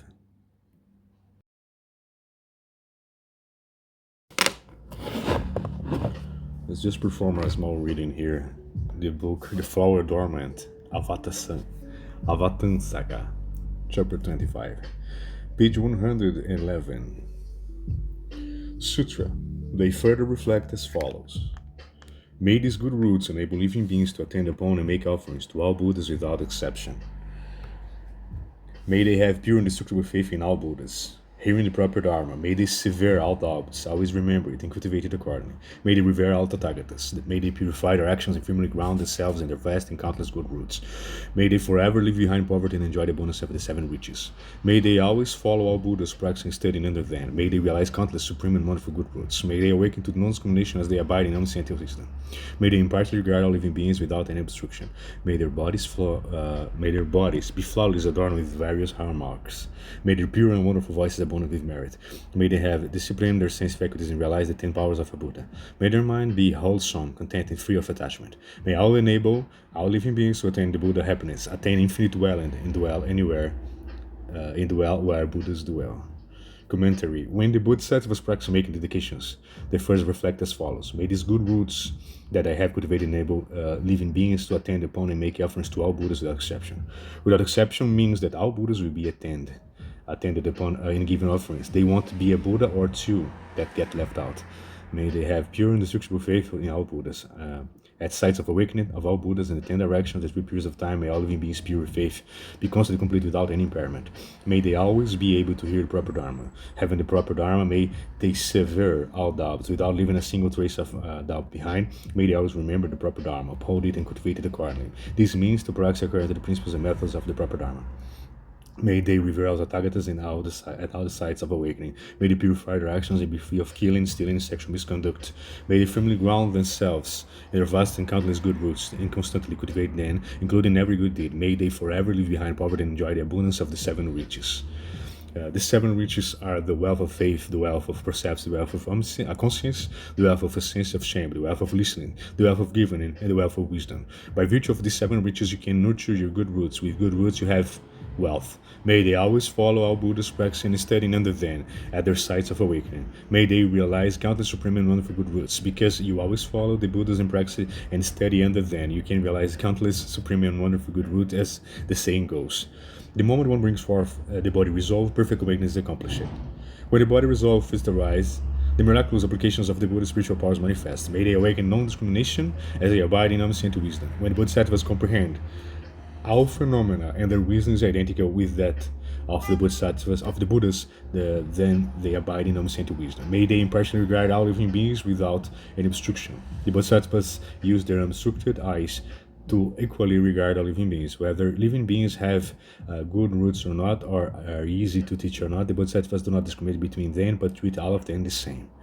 May their bodies be flawless, adorned with their hallmarks. Having cultivated this Dharma Dharma of making educations, Bodhisattvas are replete with the myriad physical attributes. That is, their bodies are perfect and complete with the 32 hallmarks and 8 subsidiary characteristics. Flawlessly means that their bodies are perfect and their 32 hallmarks and 8 subsidiary characteristics are complete. When a piece of jade has flaws, although they may still look beautiful, is imperfect. The Bodhisattva's physical characteristics are sheer perfection, without the slightest flaw. That the bodhisattvas are flawless adorned with various hallmarks is the same as adorning their bodies with various precepts.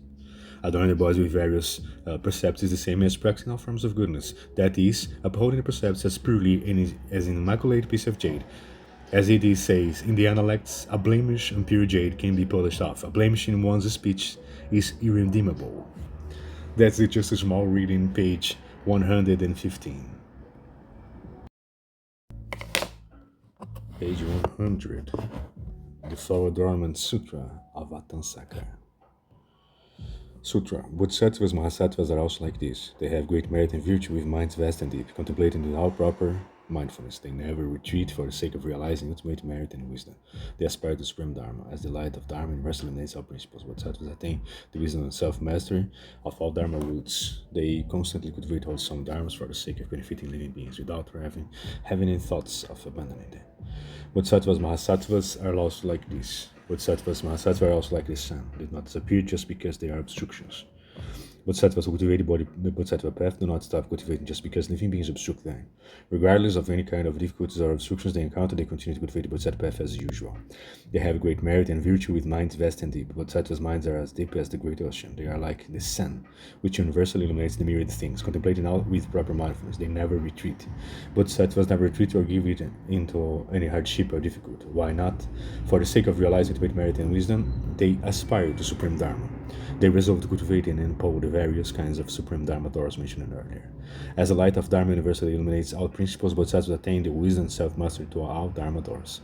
Because Bodhisattvas aspire to this supreme Dharma and never retreat, they attain the light of Dharma which illuminates all principles, and are thus able to understand all principles. With regard to the 84,000 Dharma doors, they realize the wisdom of self-mastery, and thoroughly comprehends all phenomena and can cultivate them all at will. They constantly cultivate wholesome dharmas for the sake of benefiting living beings, without having any thoughts of abandoning them. Bodhisattvas unceasingly benefit others, even to the point of forgetting about themselves. Why do bodhisattvas cultivate good roots or wholesome practices? They cultivate for the sake of benefiting living beings. At no time do they have the thought of abandoning living beings, not even unknowingly, nor do they ever forget about them. Moment after moment, thought after thought, bodhisattvas teach living beings about bring them to liberation. Bodhisattvas never forget living beings. It is in relating with living beings that they cultivate the Bodhisattva path and accumulate all their merit. If there were no living beings, Bodhisattvas would have no work to do. They would be jobless, as we might say. For this reason, the more living beings Bodhisattva saves, the more they see the need to save even more living beings. With the increasing number of living beings to save, Bodhisattvas get incredibly busy. Just like we have to work if we want to eat 2 meals a day, Bodhisattvas are always terribly busy creating merit and virtue for all living beings. One more. The Flower Adornment Sutra. The Flower Adornment Sutra, page 102. Let's start here. Instead, they adorn themselves with Bodhisattva's armor of great vows, rescuing and protecting living beings without ever retreating. The Bodhisattvas may have made great vows in their past lives in the present lifetime. They vow living beings are boundless. I vow to save them now. Here, the Bodhisattva's great vows are likened to pieces of armor, which is what soldiers wear as protection in ancient times when they went to a war. Bodhisattvas adorn themselves with their own great vows. They only know to save and protect living beings and never retreat. They never retreat from the Bodhisattva practice, nor renounce the path to Bodhi just because living beings fail to repay their kindness. Bodhisattvas would not retreat or relinquish their body resolve just because living beings criticize them and fail to repay their kindness. Bodhisattvas do not act that way. They never renounce their good roots of ultimate reality just because they live among ordinary deluded beings. Bodhisattvas don't cease to cultivate their good roots just because they live among ordinary beings and wouldn't think that there is no need to cultivate. Bodhisattvas never grow weary of living beings just because they err repeatedly and are difficult to bear. Bodhisattvas are never disgusted by living beings just because they constantly give rise to evil thoughts, engaging in unwholesome deeds. Bodhisattvas never grow weary of living beings because their behavior is unbearable, saying living beings are difficult to save and the Bodhisattva path is difficult to walk. Because of that, not only will I give up saving living beings, but I'm also going to stop walking the Bodhisattva path. Regardless of how obstinate and untrackable living beings may be, Bodhisattvas will not refuse to put up with them and will not stop walking the Bodhisattva path. The small one, the Flower Adornment Sutra, page 104. Just one more reading. Flower Adornment Sutra, Avatamsaka, page 262, just a small part. While caught in this war, you might cry suddenly and then laugh again. You fight with yourself to the point that you go crazy. This is the war between reason and desire. This war is also the clash between yin and yang. Yin is the demon and yang is the Buddha. The sunlight belongs to yang, the Buddha. The night time is yin, the demons. There's a lot more I could say about this. Each of you should think about this. When you want to leave home, your mother or your father is going to cry. Your boyfriend or your girlfriend is going to get crazy. How delicate this is. With a single thought, you could turn into a demon or a Buddha. Although people are followers of demon kings, they are also the companions of bodhisattvas. Bodhisattvas are always with people. If you have kindness in your heart and accumulate a lot of good roots, then the Buddhas and bodhisattvas will always be with you. If you create nothing but bad karma, then the demons and hungry ghosts will always be with you. This principle is obvious, but many people just ignore it. If you want to cultivate and make a little bit more progress, then another thought will come up and ask you to be lazy. If you want to attend a 7-day chant session, another thought will say, if I only sleep 3 hours a day, I won't have enough sleep. I've never done that before. How can I survive? Then you become your own conceal for defense. This Laura is a demon. Did you know that? Do not retain him even if he offers to work for you pro bono. Why am I talking about demons and their followers? Because this section is about the dedication of indestructibility.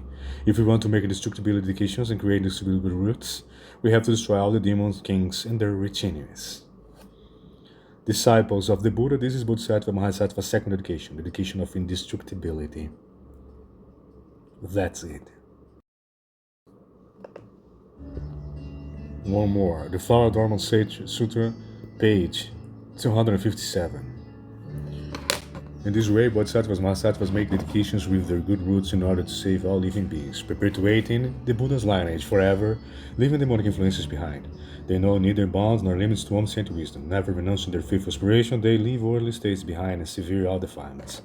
Furthermore, they wish for all living beings to attain pure wisdom, realize profound skillful means and methods of transcending birth and death, acquire the good roots of Buddhas, forever put an end to demonic influences, certify all karmic actions, with seal of impartiality, resolve to realize omniscient wisdom and bring to fruition all worldly transcending dharmas. In this way, Bodhisattvas Mahasattvas make dedications with their good roots in order to save all living beings.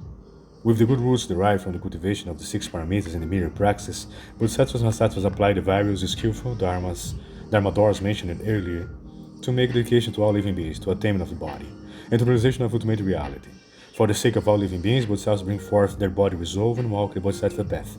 They also do all for the sake of perpetuating the Buddha's lineage, that is, wishing for everyone to become a Buddha, and forever leave demonic influences behind. The Bodhisattvas don't do all this in order to benefit themselves. They know neither bounds nor limits to omniscient wisdom. The Bodhisattvas also wish for all living beings to realize the essence of omniscient wisdom, which know no bounds. Never renouncing their faithful aspiration, they leave worldly states behind and sever all defilements. The Bodhisattvas have faith in cherished wisdom and will not renounce it.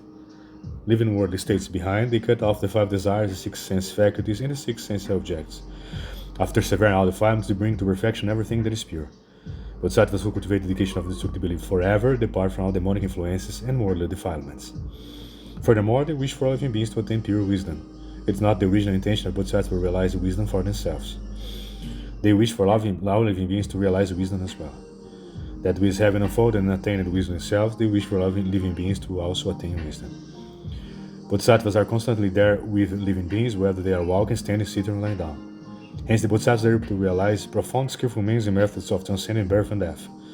Leading all living beings to transcend the 3 realms, the entangled web of their desire, the web of delusion, the web of their ignorance, and the immense, looming web of birth and death.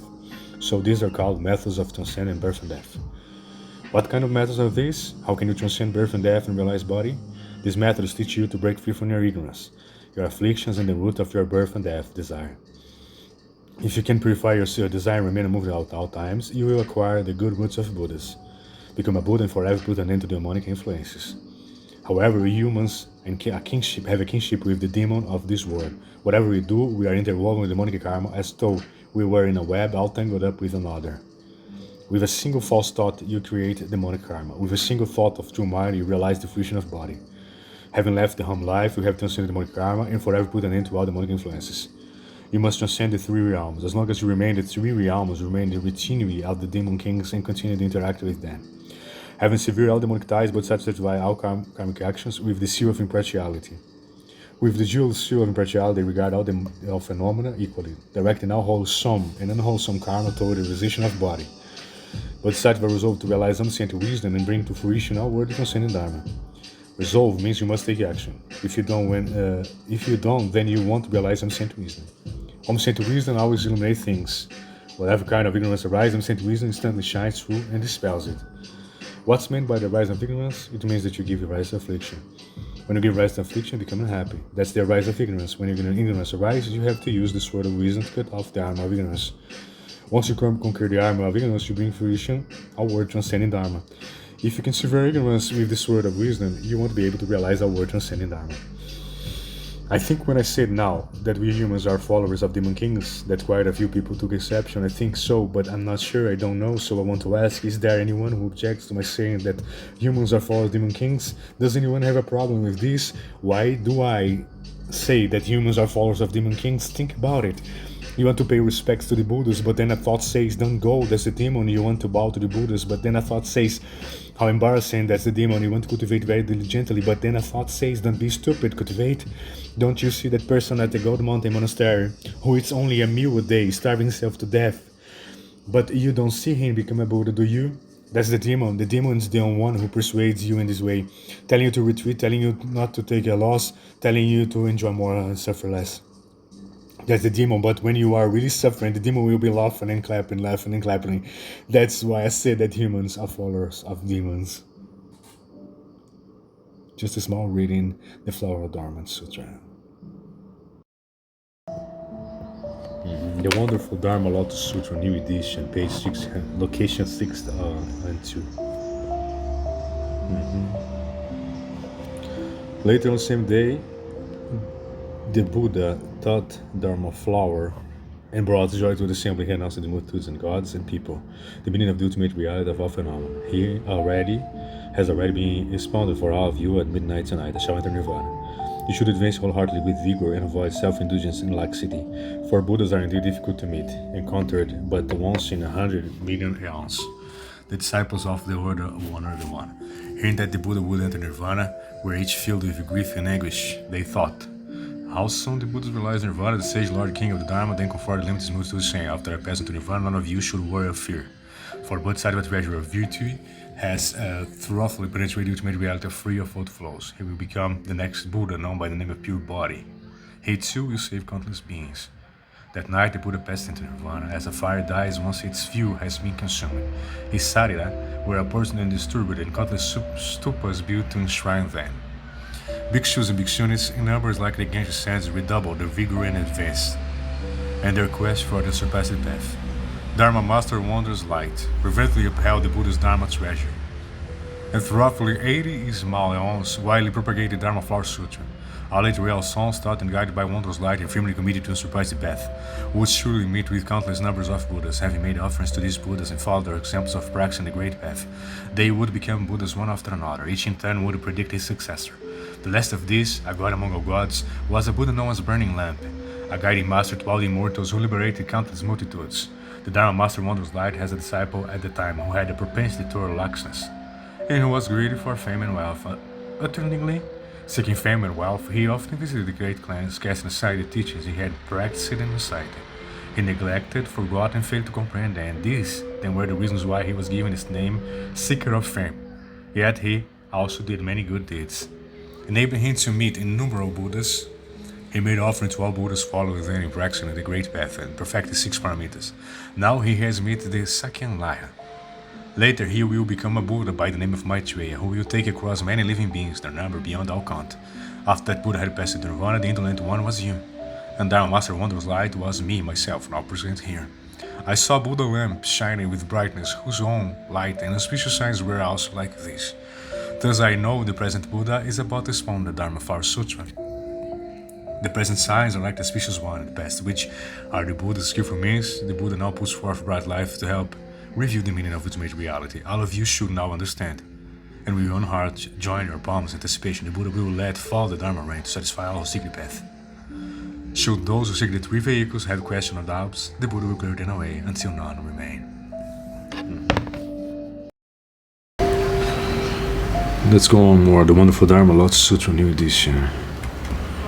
Location 677. At the time the world wanderer one wishing to illustrate his meaning spoke in verse.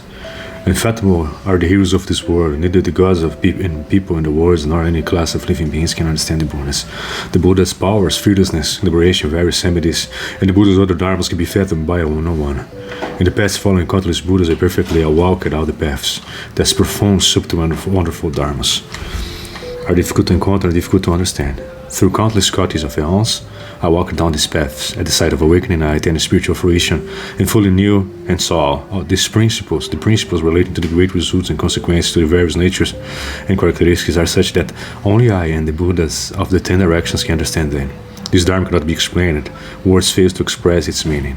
Of all the other classes of beings, none can understand it, except for the assembly of bodhisattvas, of resolute and unwavering faith. None are able to comprehend this, even the assembled disciples of the Buddhas, who have made offerings to the Buddhas, who have ended out flows, and who are in their final incarnation, have insufficient capacity.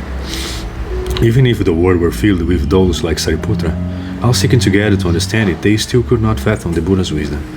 Suppose the 10 directions were filled with those like Sariputra, while the other disciples also filled the lands in the 10 directions. All that together they pondered the Buddha's wisdom, they too would not be able to understand it.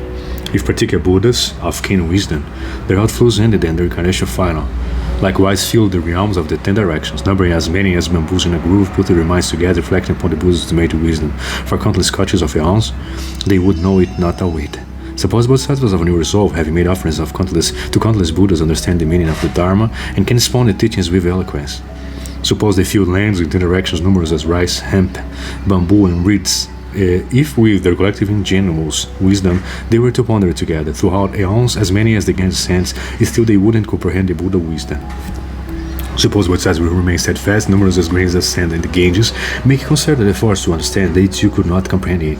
And what is more, Sariputra, that inconceivable Dharma free to outflows, most profound and subtle, I have completely attained and I know its character, as do the Buddhas in the 10 directions. Sariputra, you should know that the words of all Buddhas not fair, you should bring forth a great faith in the Dharma thus expounded by the Buddhas. After our world honorer one has taught for a long time, he must impart the ultimate truth. I announce to the assembly of Saravakas, and those seeking the vehicle of particular Buddhas, that I should lead them to cast off the bound of suffering into reach nirvana. The Buddha, through the power of skillful means, has presented the teaching of the 3 vehicles. So being clinged to everything, he leads them to find a way out. At the time, there were 1,200 Saravakas in the assembly, including Ajnatakamdinya and other arhats, all of whom had attained freedom from outflows. Also present in the assembly were bhikshus, bhikshunis, upasakas, and upasikas, who had resolved to become Saravakas or particular Buddhas. Each of them had the following thought.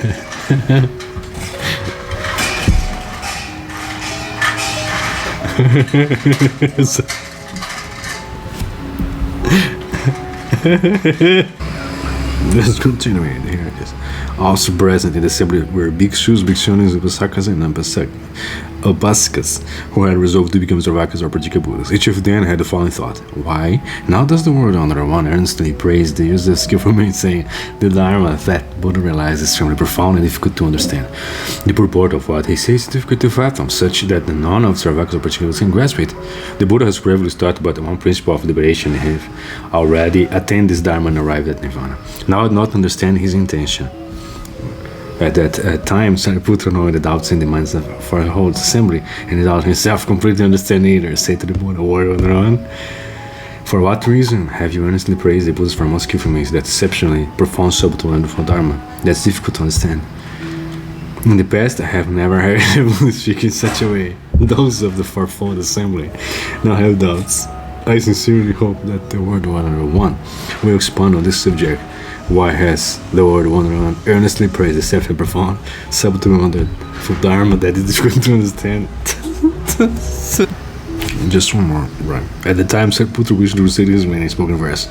A son of wisdom, great honor sage, long have you waited to teach his Dharma, to proclaim your attainment of power, fearlessness, samadhis, meditative concentration, liberations, and other inconceivable dharmas. Concerning the Dharma attained at the sight of awakening, no one is able to raise a question, giving out their intellects.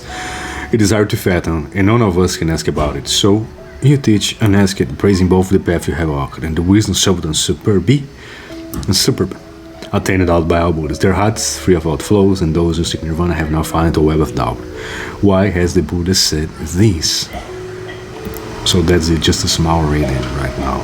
The wonderful Dharma Lotus Sutra. Let's go just one more. Nagarjuna, Guides to Bodhisattva Path, page 202. Don't be terrorized by samsara, rather subdue demons and evil knowledge. The suffering of cyclic existence are of many kinds, involving birth, aging, death, and wretched destinies. One should not be frightened by fearlessness of these. One must instead subdue demons and knowledge rooted in evil. Whilst cursing along in cyclic births and deaths, the Bodhisattva undergoes many kinds of suffering, such as birth, aging, death, lamentation, suffering, inducing afflictions, and the wretched destinies of the hells, animals, hungry ghosts, and asuras, demigods. One should not for those things, but rather should focus only on subduing evil demons, and those types of knowledge which are rooted in evil. Right? Demons are of many sorts. They include the demons of one's own mind, path-eroding thought, patterns, etc. The demons of afflictions, desire, hatred, delusions, arrogance, doubt, wrong views, that's it. Mischievous ghosts, sixth desire, health, heaven, and deities, right? Also, figuratively speaking, unwholesome acquaintance, devoid of ethics and spiritual interests, who are intentionally or not subtly undermine one's faith and practice. Knowledge rooted in evil is a reference to whichever forms of either esoteric or modern knowledge may influence one to deviate from the right Dharma path, practice in favor of pursuing objects of desires, wealth, sex, and fame, etc. As for subduing demons, helpful prophylactic and contractive stratagems in dealing with demons include deeply sincere daily repentance purifications, even if only a brief reflections at the altar, daily refreshing of the three refuges in at least 4 basic bodhisattva vows, even if only as brief reflections at the altar, prayers to the Buddhas and Bodhisattvas for their assistance, mantras invoke the protective assistance of Dharma protecting spirits, that's good, constant purity in upholding the moral precepts, intensive diligent dedication to meritorious works, avoidance of involvement in worldly entertainments and pastimes. As noted earlier in these notes, Dhyana Master Z devotes an entire chapter to the issue of the demons, demonic karma, how they manifest, and how their influences may be countered in his Essentials for Practicing Calming Insight and Dhyana Meditation. I have translated the entire work and publishing it separately under the title Essentials of Buddhist Meditation. Right, so that's it, just a small reading. Don't be terrorized by samsara, rather subdue demons and evil knowledge. Nagarjuna's Guides to Bodhisattva's Path, Kalavinka Buddhist class, page 201, right, 159. Esteem the learned and inspire the untrained to study without belittling them, according the most ultimate degree of esteem. To those already accomplished in learning, inspire those as yet unlearned to devote themselves to study. One should not behave in a manner belittling them.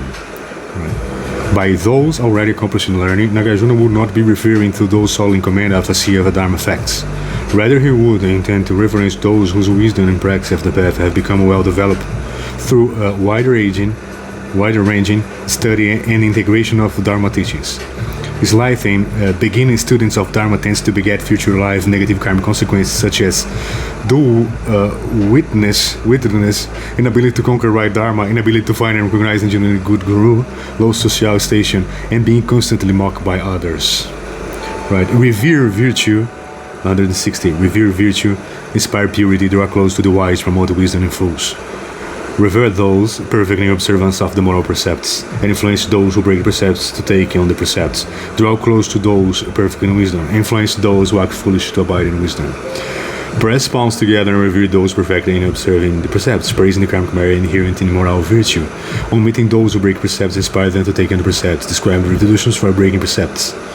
Draw close to the wise, speak in a manner describing the fine qualities, accruing to those cursing in wisdom, influence the foolish to curse in wisdom, discoursing for them on the faults inherent in foolish actions. That's it. Just more one. One more. Nagarjuna's Guide to the Bodhisattva's Path, page 205. 166.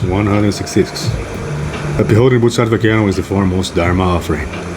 If one upholds the Bodhisattva Kyano, even to the point of gaining realization of the Dharinis, if one enters into and reaches the bottom of Dharma's source, this is what constitutes the offering Dharma.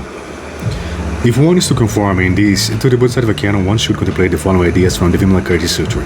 The sutras spoken by the Tathagata and the other scriptures are extremely profound in the clarification of the characteristics of Dharmas. They are diametrically opposed to the ways of the world. It is difficult to succeed in reaching the very bottom of them. It's difficult to perceive the subtleties involved in the ultimate meaning of being free of attachment. That which is included in the Bodhisattva's canon is such as receives the seal certification of the seal described in the King of Dharmas Dharani Sutra. It explained that the causes for realization and reversibility are born from the six perfections. The Bodhisattva canon skillfully subsumes what should be subsumed. It complies with and enters into the Dharmas equipping one for body. It brings one into unity with the nature of the right enlightenment. It enters into all forms of the great compassions and discourses of the great kindness. It abandons the many demonic views skillfully explained condition arising and enters into the sphere of the non-existence of being, the non-existence of life, the non-existence of a developing entity, the non-existence of persons in accord with emptiness, singleness, wishlessness, and production. It leads one to see the side where body is realized and set in motion of the wheel of the Dharma, whereupon one is praised by the gods, dragons, Yakshas, and Gandharvas. It delivers one from the mire of the householder's life and draws one in among the Aryas. It spawns on all the Bodhisattva practices and enters into the eloquence consisting of being unobstructed in understanding dharmas, in realizing their meanings, in formulating and articulating phrasing, and in speaking about them with delight. It shakes the world with the thunder of that sound which proclaims impermanence, suffering, absence of self, and other such dharmas. It strikes terror into all who subscribe to the attachments to views and attainments characteristics of non-Buddhist treatise. It is praised by all the Buddhas. It counteracts one's scarcity and cyclic existence and reveals the bliss of nirvana. If one explains, if one upholds, if one analytically investigates, if one adopts sutras such as this, it is this which qualifies as offering of the Dharma. Additionally, those who give offerings of Dharma succeed in achieving reversibility and thus do not fall.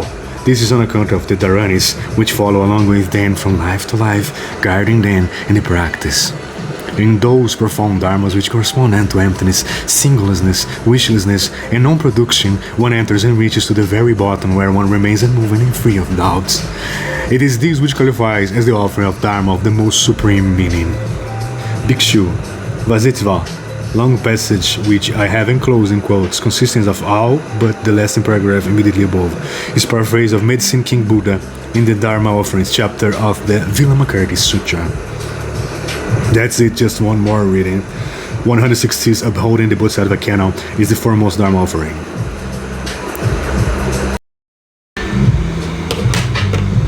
Nagarjuna Guide to the Bodhisattva Path, page 127. The 32 Dharmas of a Bodhisattva, as set forth by Arya Nagarjuna Dasabhumika Vibhasa, are as follows. With a profound mind, he seeks every form of happiness for all beings. He is able to enter into the wisdom of all Buddhas. Through his own investigations, he knows whether or not he is capable of becoming Buddha. Number 4. He does not curse in detestation of others. His mind intends on pursuing the path with solidity. He does not resort to and rely on the feigning of close affections. He constantly serves as a close friend to beings even up to the point of entering nirvana. Whether personally close or at a distance, his mind remains the same. He does not retreat from good endeavors he has assented to. He does not cut off his kindness for all beings. He does not cut off his compassion for all beings. In his constant pursuit of right dharma, his mind remains unwearied and does not shrink away from it. He is diligent and ever seated on his generation of the might of vigor.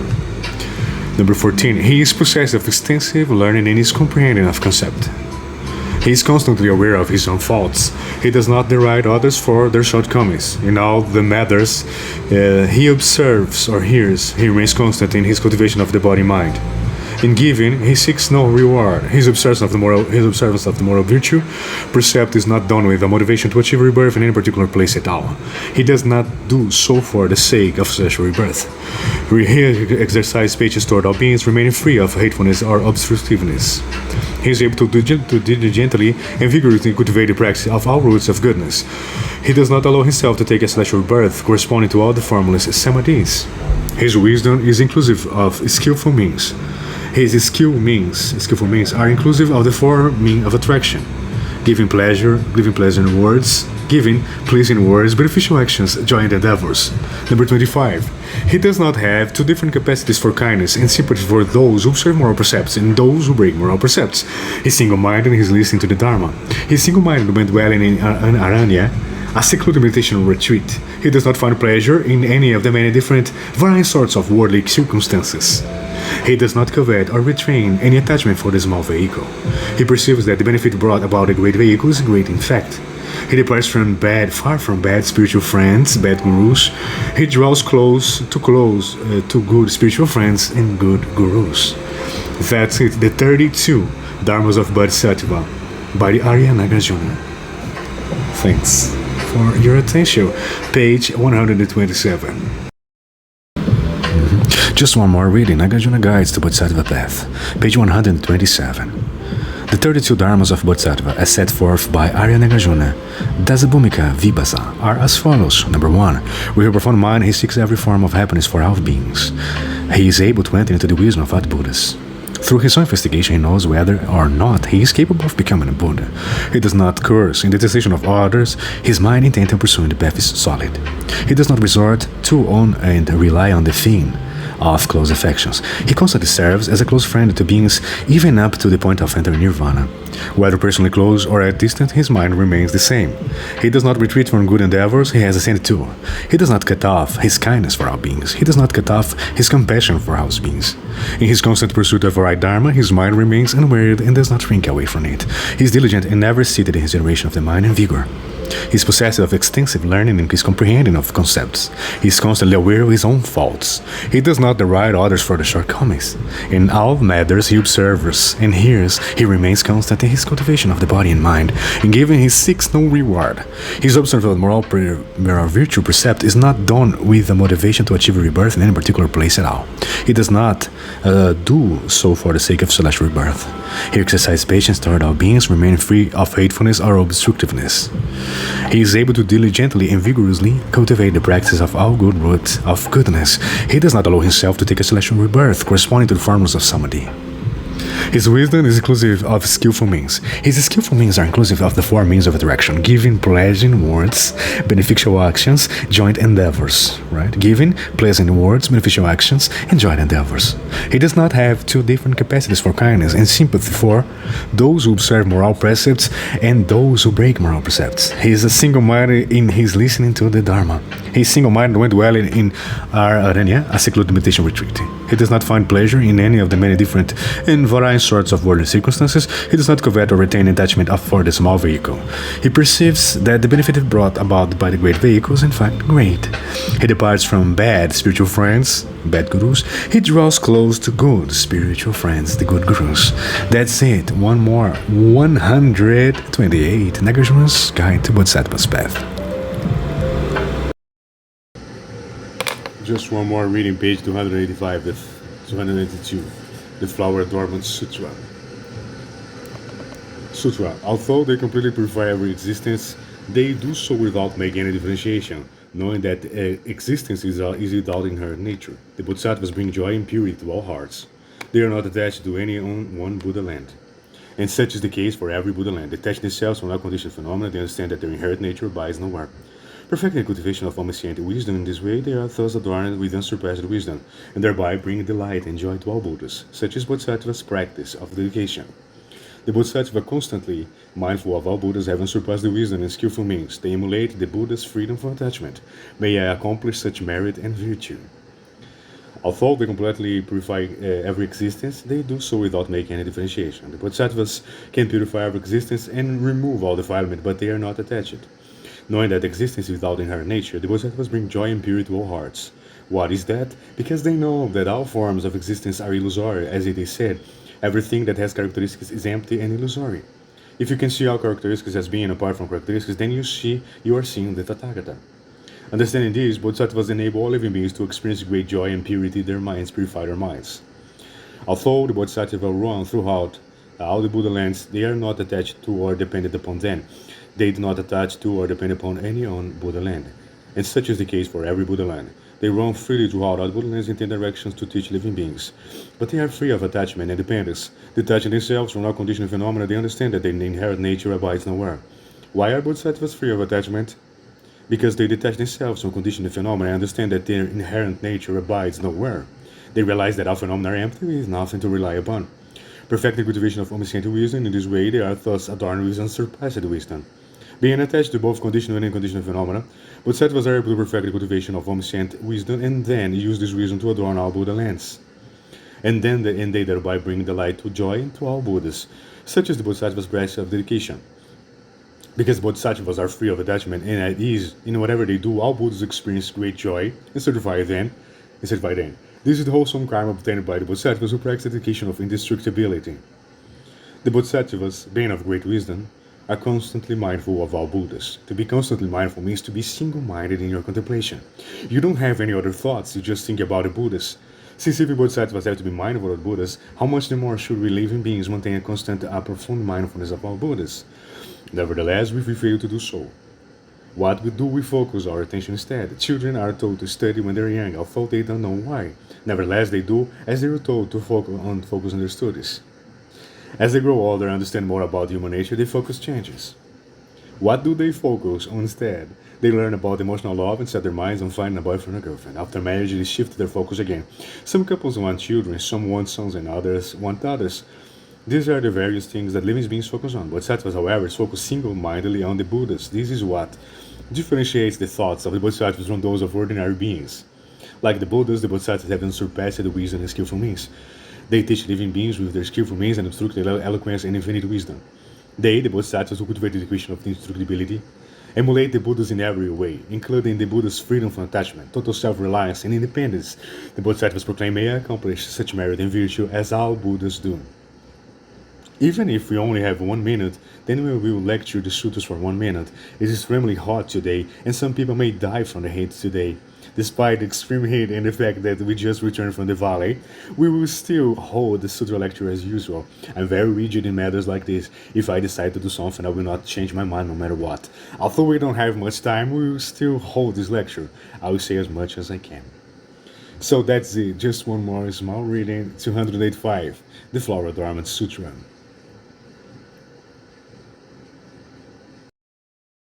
Let's go page 295, the Flower Adornment Sutra. As ordinary people, we find it very hard to believe in the possibility of such a wonderful function. But to a sage, there is nothing special about it, since each faculty has 6 functions. The 6 faculties together have 36 functions. Therefore, they can impartially receive all kinds of sense data, whether good or bad, without discriminating. Thus, even an appetizing dish tastes delicious to cultivators. Such a cultivator finds even the most tasteless food delicious. This is a case of a person being able to alter their sense perception. They use their faculties to alter perceptual states instead of allowing sensory states to affect their faculties. This is called not engaging with forms, sounds, scents, flavors, tangible objects, or mental objects. It is at this point that you first enter the stream of the sages, in that you enter the stream of the Dharma nature of the sages, and go against the flow of 6 sense objects of ordinary people.